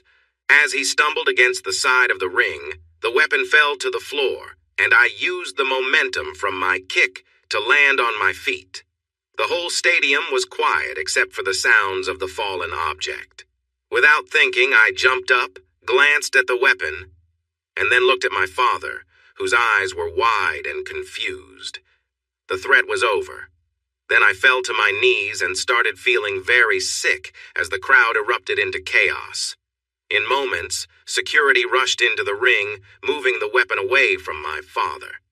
They turned him onto his stomach, holding his arms behind his back. Just a moment later, Amy was beside me, very upset. She was crying, trying to comfort me, while Tony tried to help her stay calm, and Darren worked to ease me onto my back, putting pressure on my injuries. I was surprised that my shoulder and collarbone hurt the most. My arm stung, but the injury in my stomach, though it was bleeding more, hurt the least. "Try to relax, Robbie. The ambulance will be here soon," Darren said in a calm voice, even though his eyes showed concern as he looked for help. Amy was leaning over me again, kissing my forehead while scolding me. "You brave, silly man." "What were you thinking?" she cried. I tried to shrug, but it hurt.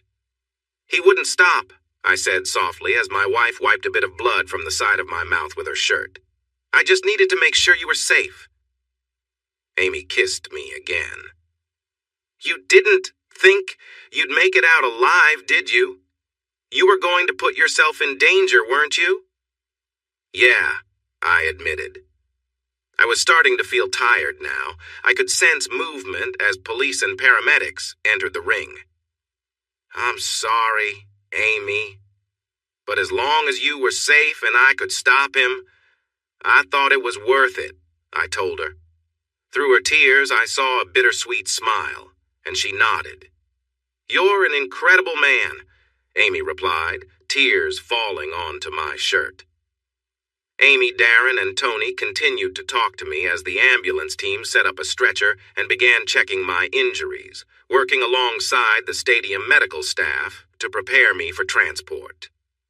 After loading me onto the stretcher, Stephen the Magnificent approached and placed a hand on my uninjured shoulder. In his thick Russian accent, he told me he was withdrawing from the match because he had never seen such bravery. I managed to stay aware in the ambulance on the way to the hospital, with Amy holding my hand the entire ride. When we arrived, the hospital was ready for me, and I was quickly taken in for surgery. Amy gave me a final kiss, concern on her face. I smiled and told her I would see her soon. 2 days later, I woke up feeling sore and stiff. The surgery had gone well, and they had removed all 3 bullets. Luckily, the injury wasn't as severe as it could have been. The bullet that hit my stomach didn't do much damage because it was a small caliber gun. It had been stuck in my intestine, but the doctors fixed it. My shoulder was going to take longer to heal since the bullet had broken my collarbone. My arm, where I had the 4th bullet, was bandaged and itchy. Overall, I felt fortunate to be alive. Amy was there when I opened my eyes, and our reunion was emotional. I felt overwhelmed by her kisses and tears. She smiled at me playfully, but when I joked about it, she gently slapped me, which made me wince and upset her again. While the doctors examined me, Amy called Tony to let her know I was awake. Darren and Tony were taking care of the kids, and with the doctor's permission, they would all visit me the next morning. I woke up around lunchtime, so the rest of the afternoon was filled with tests and catching up on what had happened after my last fight. Since the entire event was shown live on sports TV, reporters and TV shows were going wild with the story. I had somehow become a symbol of hope for people struggling with family issues around the world. In 3 different countries, news shows were telling stories about me and my family's struggles, and there was a swarm of reporters outside the hospital waiting for updates. To keep our family safe, Amy hired private security through Alro. Since I was already somewhat known due to my previous fights, everyone was eager to learn more about me. My father was taken away in handcuffs right after they wheeled me out on a stretcher. He was charged with a serious crime, and George, who had seen the fight, had already begun legal action. My father was now in isolation because another prisoner had confronted him about hurting me. Another challenge we faced was that Amy's privacy as the CEO of Alro was gone.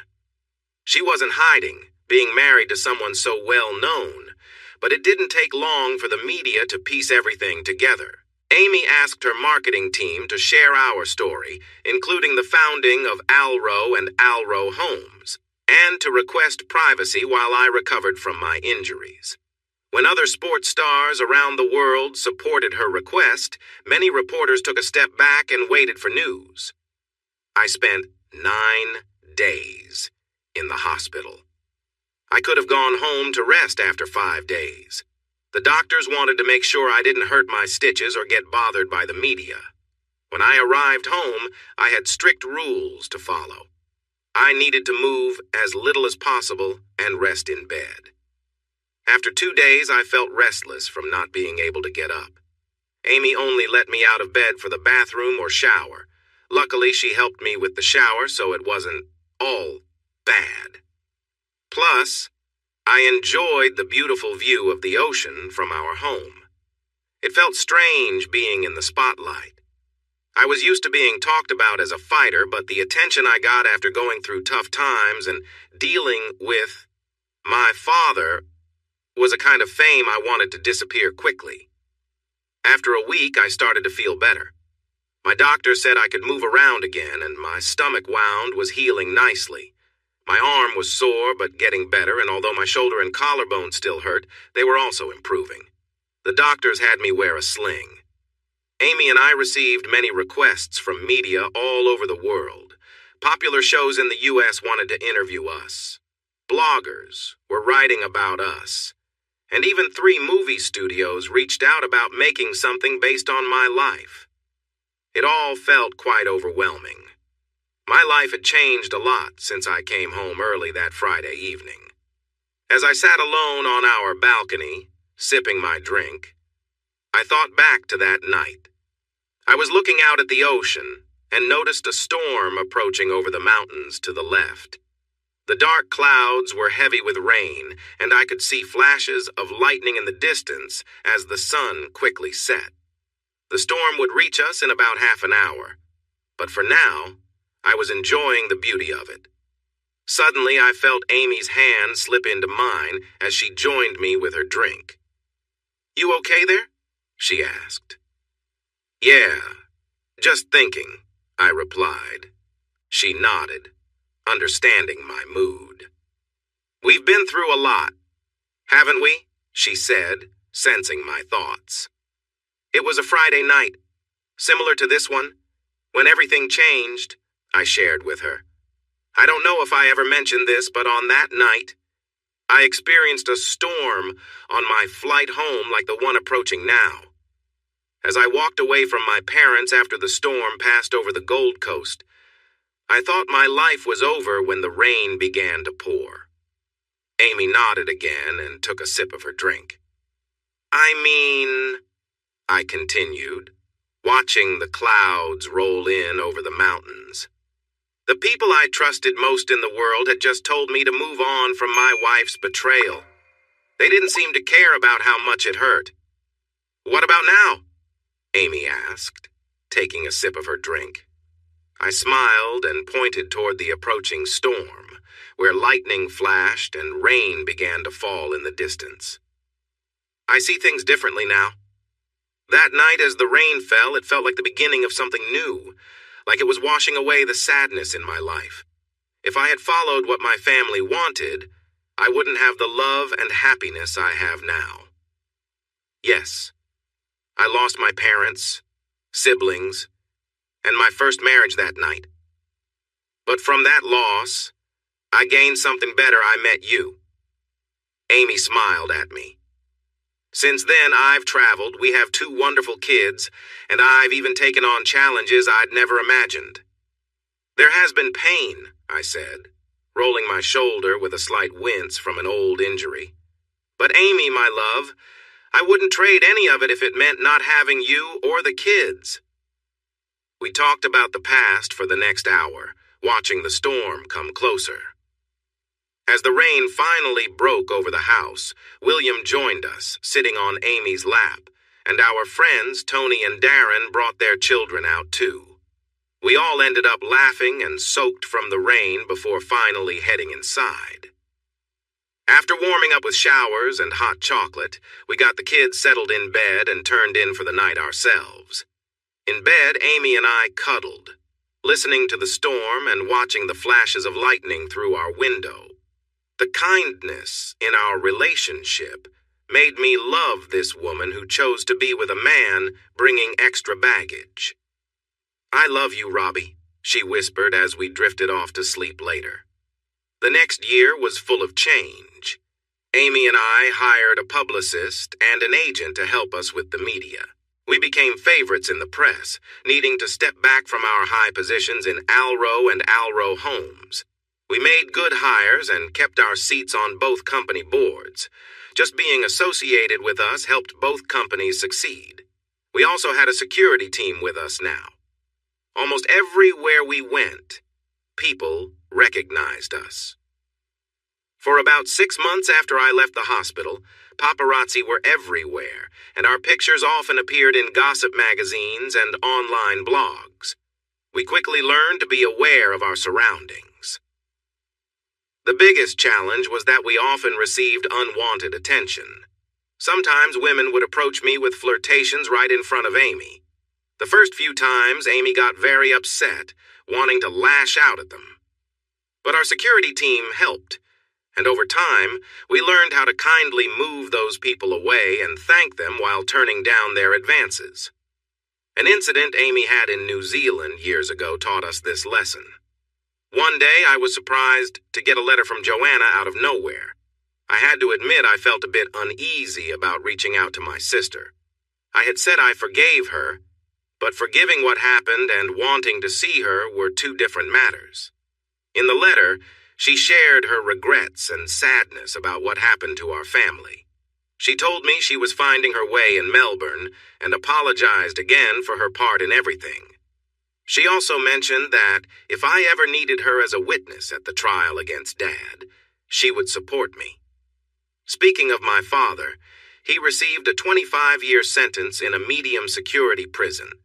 It was even the same prison where Brad Jr. was held. I think you can gather that I have never visited either of them. William and Sarah were growing quickly, and I felt joy as they changed from infants to toddlers while always being with us. Following our publicist's suggestion, we went on a world tour. We appeared on some big talk shows, discussing our story without harshly criticizing my family. We talked about my fighting career and how we both coped after the shooting. We also made a deal with one of the studios to create a mini-series about our lives. It was called The Nuclear Family. When it came out, it became one of the highest-grossing dramas of the year.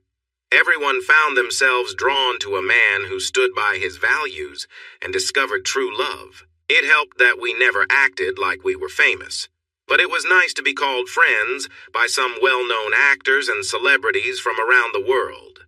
As we traveled, Amy kept working with Alro clients and investments. She focused more on speaking for the company and showing what we stood for. With a strong executive team and good media support, Alro continued to grow. Alro Homes also expanded. Within 2 years of the incident at the fight, we had new branches along the east coast of Australia and opened an office in New Zealand. I held back from rushing into Asia, knowing we could use our popularity to enter that market. Our management team had mentioned it a few times, but Amy and I felt it would be too ambitious. We were doing good work in Australia and making enough money, so we decided to stay local. Darren and Tony remain the best couple Amy and I know. They are our close friends. And soon after the incident, Darren opened a mixed martial arts dojo that quickly filled up once the news got out. It has been 3 years since that life-changing event. Amy and I still get approached when we're out, though the excitement of being famous has faded. We usually have 2 security friends with us whenever we are in public. They are both amateur fighters who train with Darren and me, so it feels good to be protected by friends. They are always alert and happy to be with us. On a beautiful spring afternoon, Amy and I were sitting at a charming cafe by the bay outside Brisbane with Peter and Rain. The kids were coloring, making a mess of their lunches, and enjoying milkshakes. I was enjoying the cafe's Bayside Burger double meat, double cheese, lettuce, tomatoes, grilled onions, mustard, and chili jam. It was an amazing burger. I was also finishing off a delicious chocolate shake. You know, the kind that takes a little effort to sip, but instantly melts in your mouth. Amy was next to me, relaxed and smiling as she finished her shake. I smiled back, but I noticed Peter and Rain looked a bit worried. Amy and I were confused until I felt someone standing behind us. Turning around, I saw 3 people there, a mother with her 2 children. The kids were tugging at their mom's hands, but she stopped and stared at us. It was Georgia. My ex-wife was dressed simply in a modest skirt and blouse. It wasn't worn out, but it did look used. Her naudied, short, dirty blonde hair was cut in a way that many mothers with young kids would choose to avoid tangles. Georgia's children stopped too, noticing their grandparents. Rain didn't see much of Peter and Rain, but she tried to visit fairly often. When the kids spotted her, they let go of Georgia's hands and ran over, crying out, "Grandma!" Rain wrapped them in a hug, while Georgia looked surprised. "I'm sorry, everyone," Georgia said after a moment. "Barry, Sophia, let's move on." I felt a nudge from Amy under the table. Why did it have to be me to handle this? I stood up, and our security team looked our way. I waved them off. "It's all right, Georgia," I said to my ex-wife. "Let the kids spend some time with Rain. What were you up to?" Georgia gave me a look I couldn't read. Then she turned to Amy, who smiled back at her, and Georgia sighed. She raised her arms, showing a paper-wrapped package from the nearby fish and chip shop. "I was taking the kids to the park for some fun and lunch," she said apologetically. "I'm sorry, Robbie. I didn't know you would be here." I smiled back at her. "That's fine. We didn't know you would be here either." I felt another nudge under the table. "Why don't you join us?" Georgia shook her head, and I thought I saw a tear in her eye. "Sorry, Robbie, I can't," she said, glancing at Rain. "Mom, could you take Barry and Sophia to the park when you're done here?" Rain nodded sadly. Georgia turned and left without saying more. "Go after her," Amy whispered, appearing next to me as Georgia hurried across the street. "I think it's time to forgive my sister." I looked at my wife in disbelief. She wanted me to chase after my ex-wife, her sister. Why? I hurried across to the park with one of our security team trailing a bit behind. I found Georgia sitting on a bench near the playground, her back to me, clearly upset with her head in her hands. I sat down next to her and handed her a napkin from the cafe. She took it and wiped her eyes. "Why, Robbie, why?" she asked. I wasn't sure if she meant why we were all there, why things had happened in the past, or just why things were so complicated. I leaned next to her, resting my arms on my knees as I stared out at the ocean. Because your sister is smarter than us, I replied, not addressing any of her questions directly. I heard her make a small sound, and then she blew her nose into the napkin. I'm sorry, she said softly. I know, I replied, understanding her in more ways than one. At first, she didn't catch my meaning. Her shoulders drooped again. I'm sorry, Robbie. I truly apologize for everything, she said. It's okay, Georgia, it's... I began to reply. Georgia lifted a hand to pause me. Robbie, can we talk for a minute? She asked. I smiled and nodded. Georgia took a deep breath and looked at me. Robbie, we know each other's stories. The whole world knows our story thanks to your parents. I chuckled a little but let her continue. And although I said I was sorry before, I don't think I fully understood what I meant. Maybe our marriage was in trouble from the start. But before your brother or your father, I really want to say that I was happy with you. You were a wonderful husband, and you never did anything wrong. My choices and actions were my own, and they aren't a reflection of you. I am truly sorry for how I treated you. I apologize, Robbie, for my words and for everything that happened. Can you accept that? I looked at Georgia. She was someone I had loved, and also hated.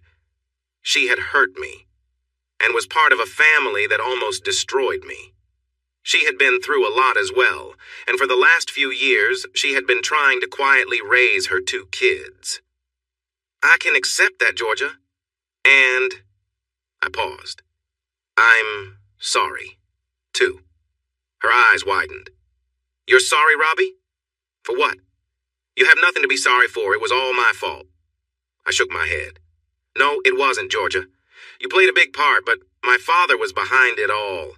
He got lost in his own world, and we both ended up hurt because of it. Georgia listened, and it was my turn to hold up my hand. Don't get me wrong. You still cheated on me and lied. You tried to pass your son off as mine. But... I looked out at the ocean. I could have handled things better, too. I carried a lot of anger towards you and my family for years. It didn't help me at all. I could have let go of that anger when Mom passed away. But I didn't.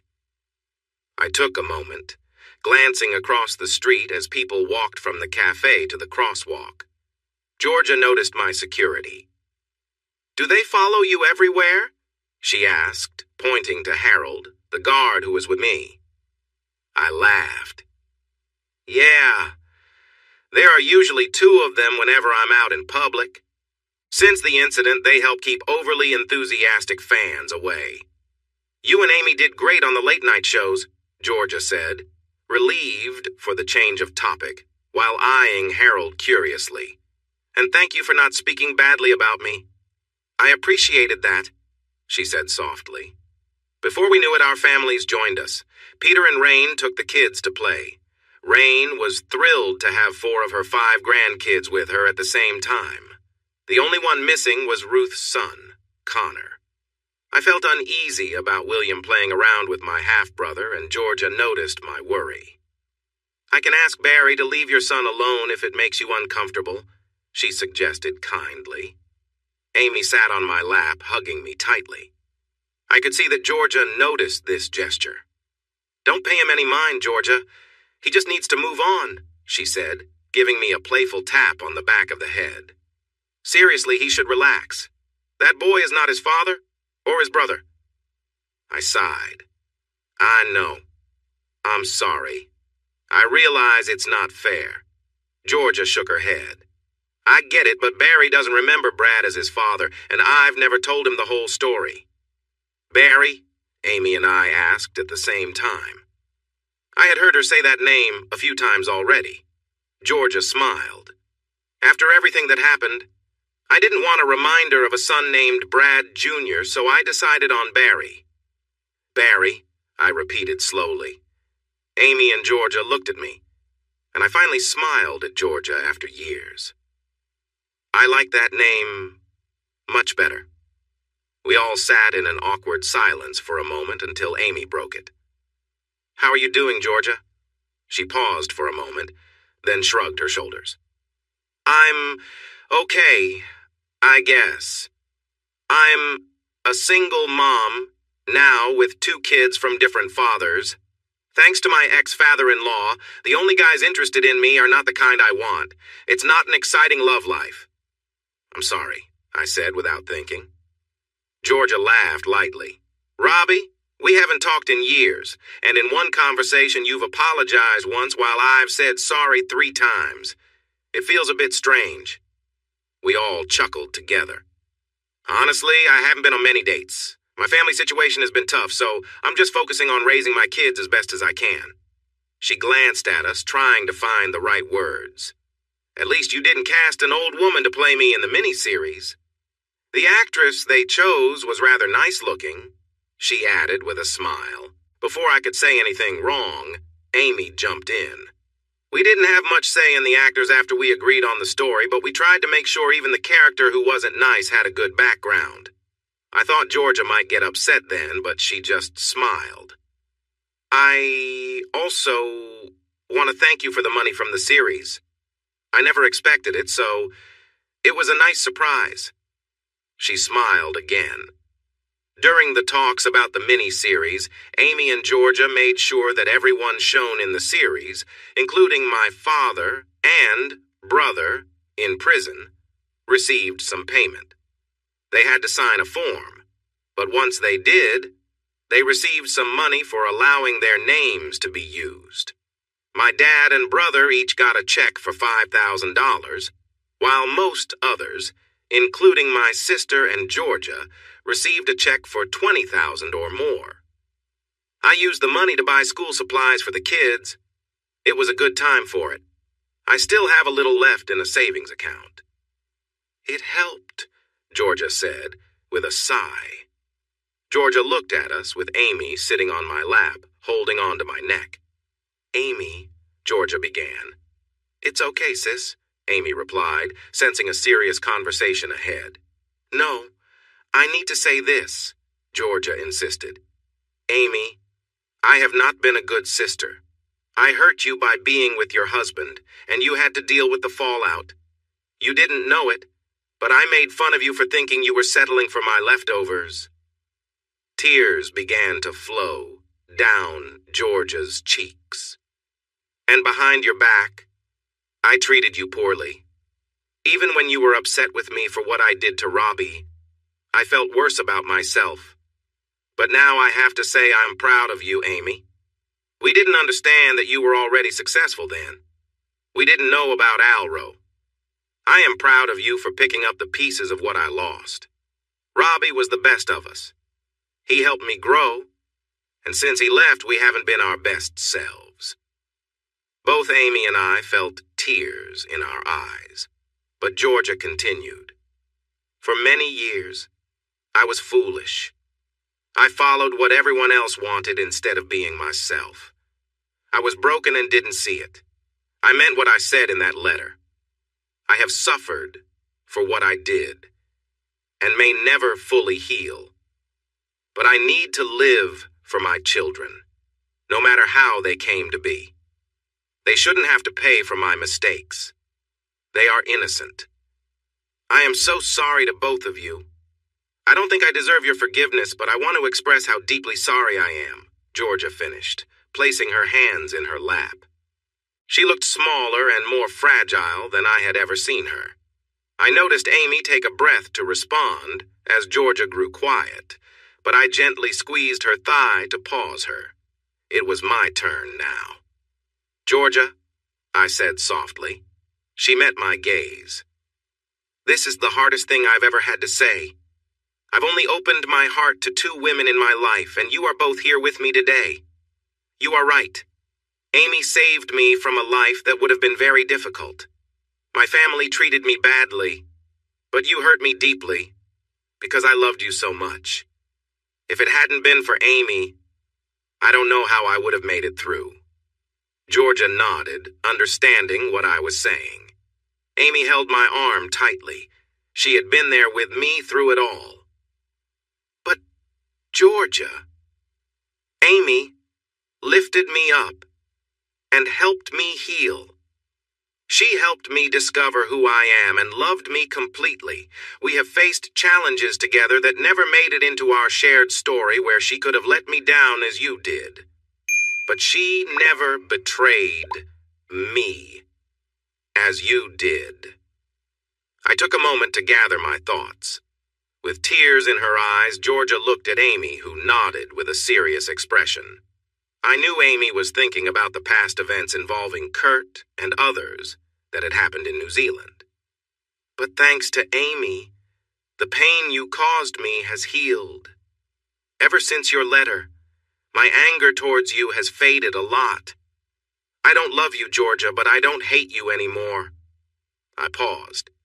These words were difficult to share, and both women were watching me closely. What I'm trying to say is, Georgia, I forgive you. Once I said it, all three of us were silent.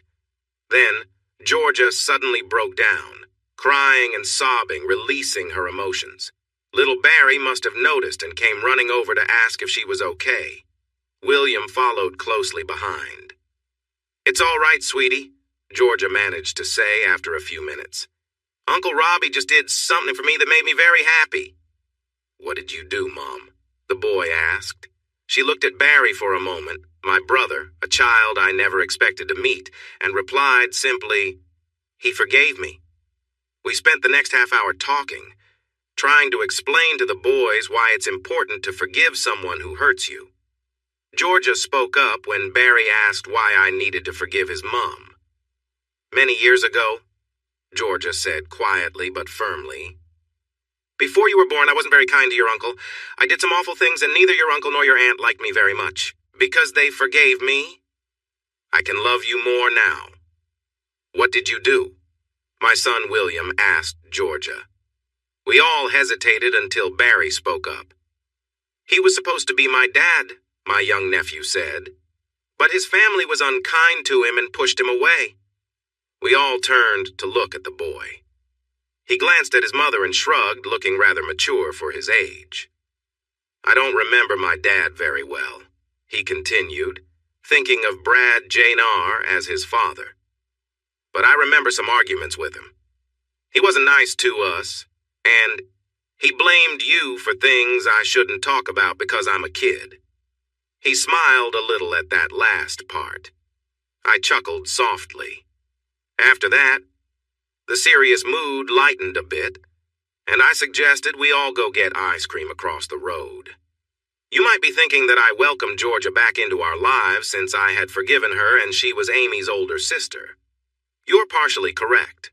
While I forgave Georgia for what she did years ago, I wasn't ready to have her in our lives. First, my wife was quite jealous and wouldn't accept her sister, especially since Georgia still had feelings for me.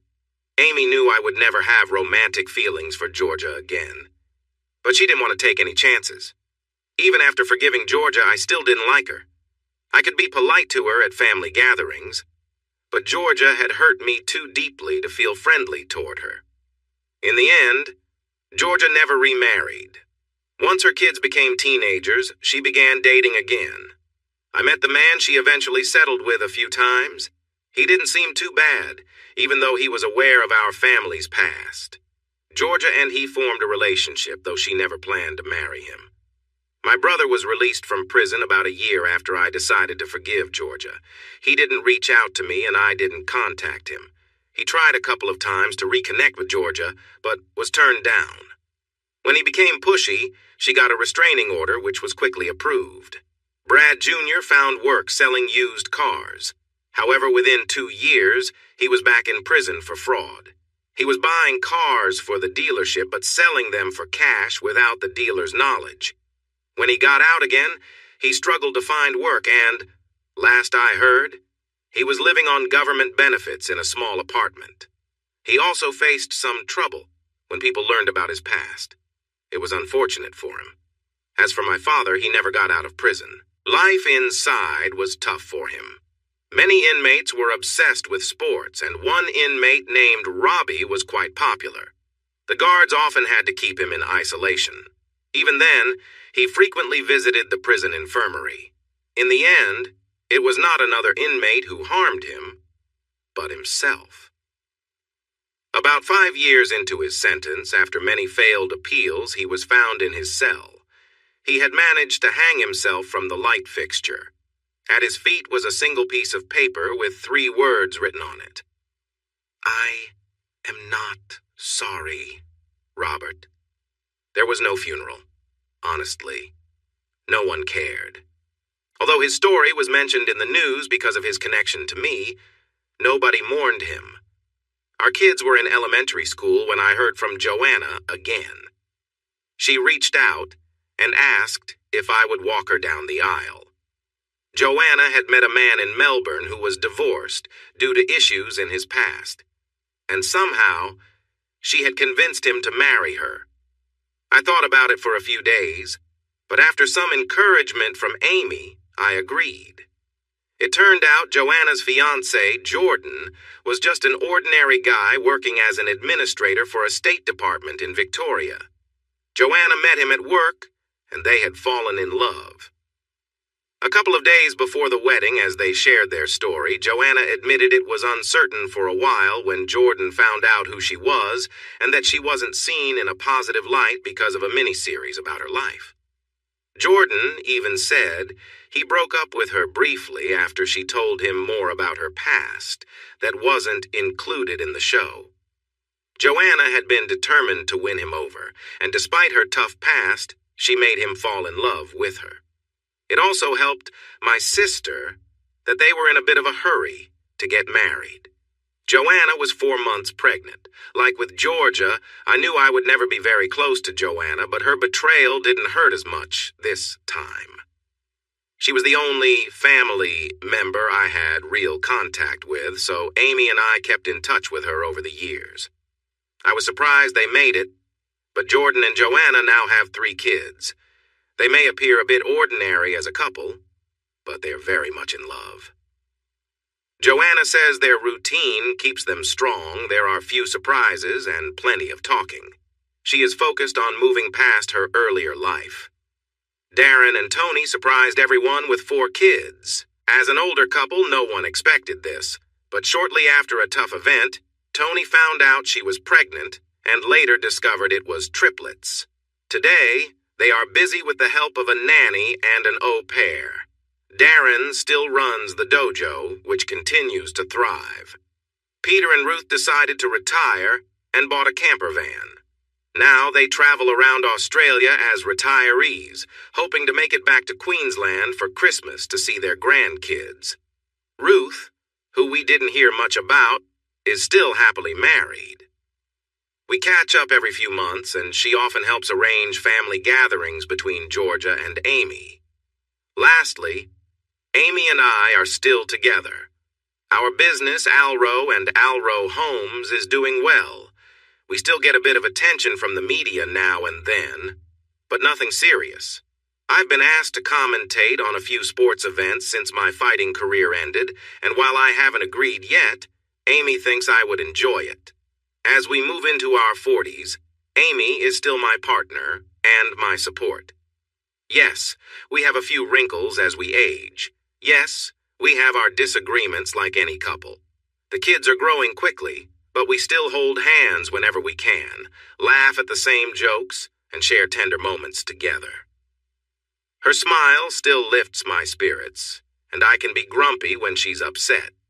I know we have many years ahead of us, and I hope the next 40 years are not as hectic as the first.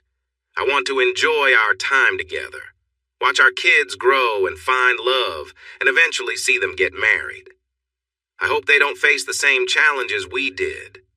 But for now, I need to go. Amy just walked into the room wearing a light robe. When I looked up at her, she opened it, revealing a playful confidence. She smiled at me, moving in a way that always catches my attention. Then she turned around and walked away slowly while laughing. The sound from my throat shows her I'm following her. Even now, This woman knows how to inspire me. So good luck to you all. See your challenges as chances, and hold on to your love as if your life depends on it, because I know that if I didn't hold on to Amy with all my strength, this story would have ended very differently. Hey everyone! Thanks for watching. Don't forget to subscribe and turn on notifications so you won't miss any of the exciting stories we have coming up. What do you think about the characters in this story? Let us know in the comments. We'd love to hear from you.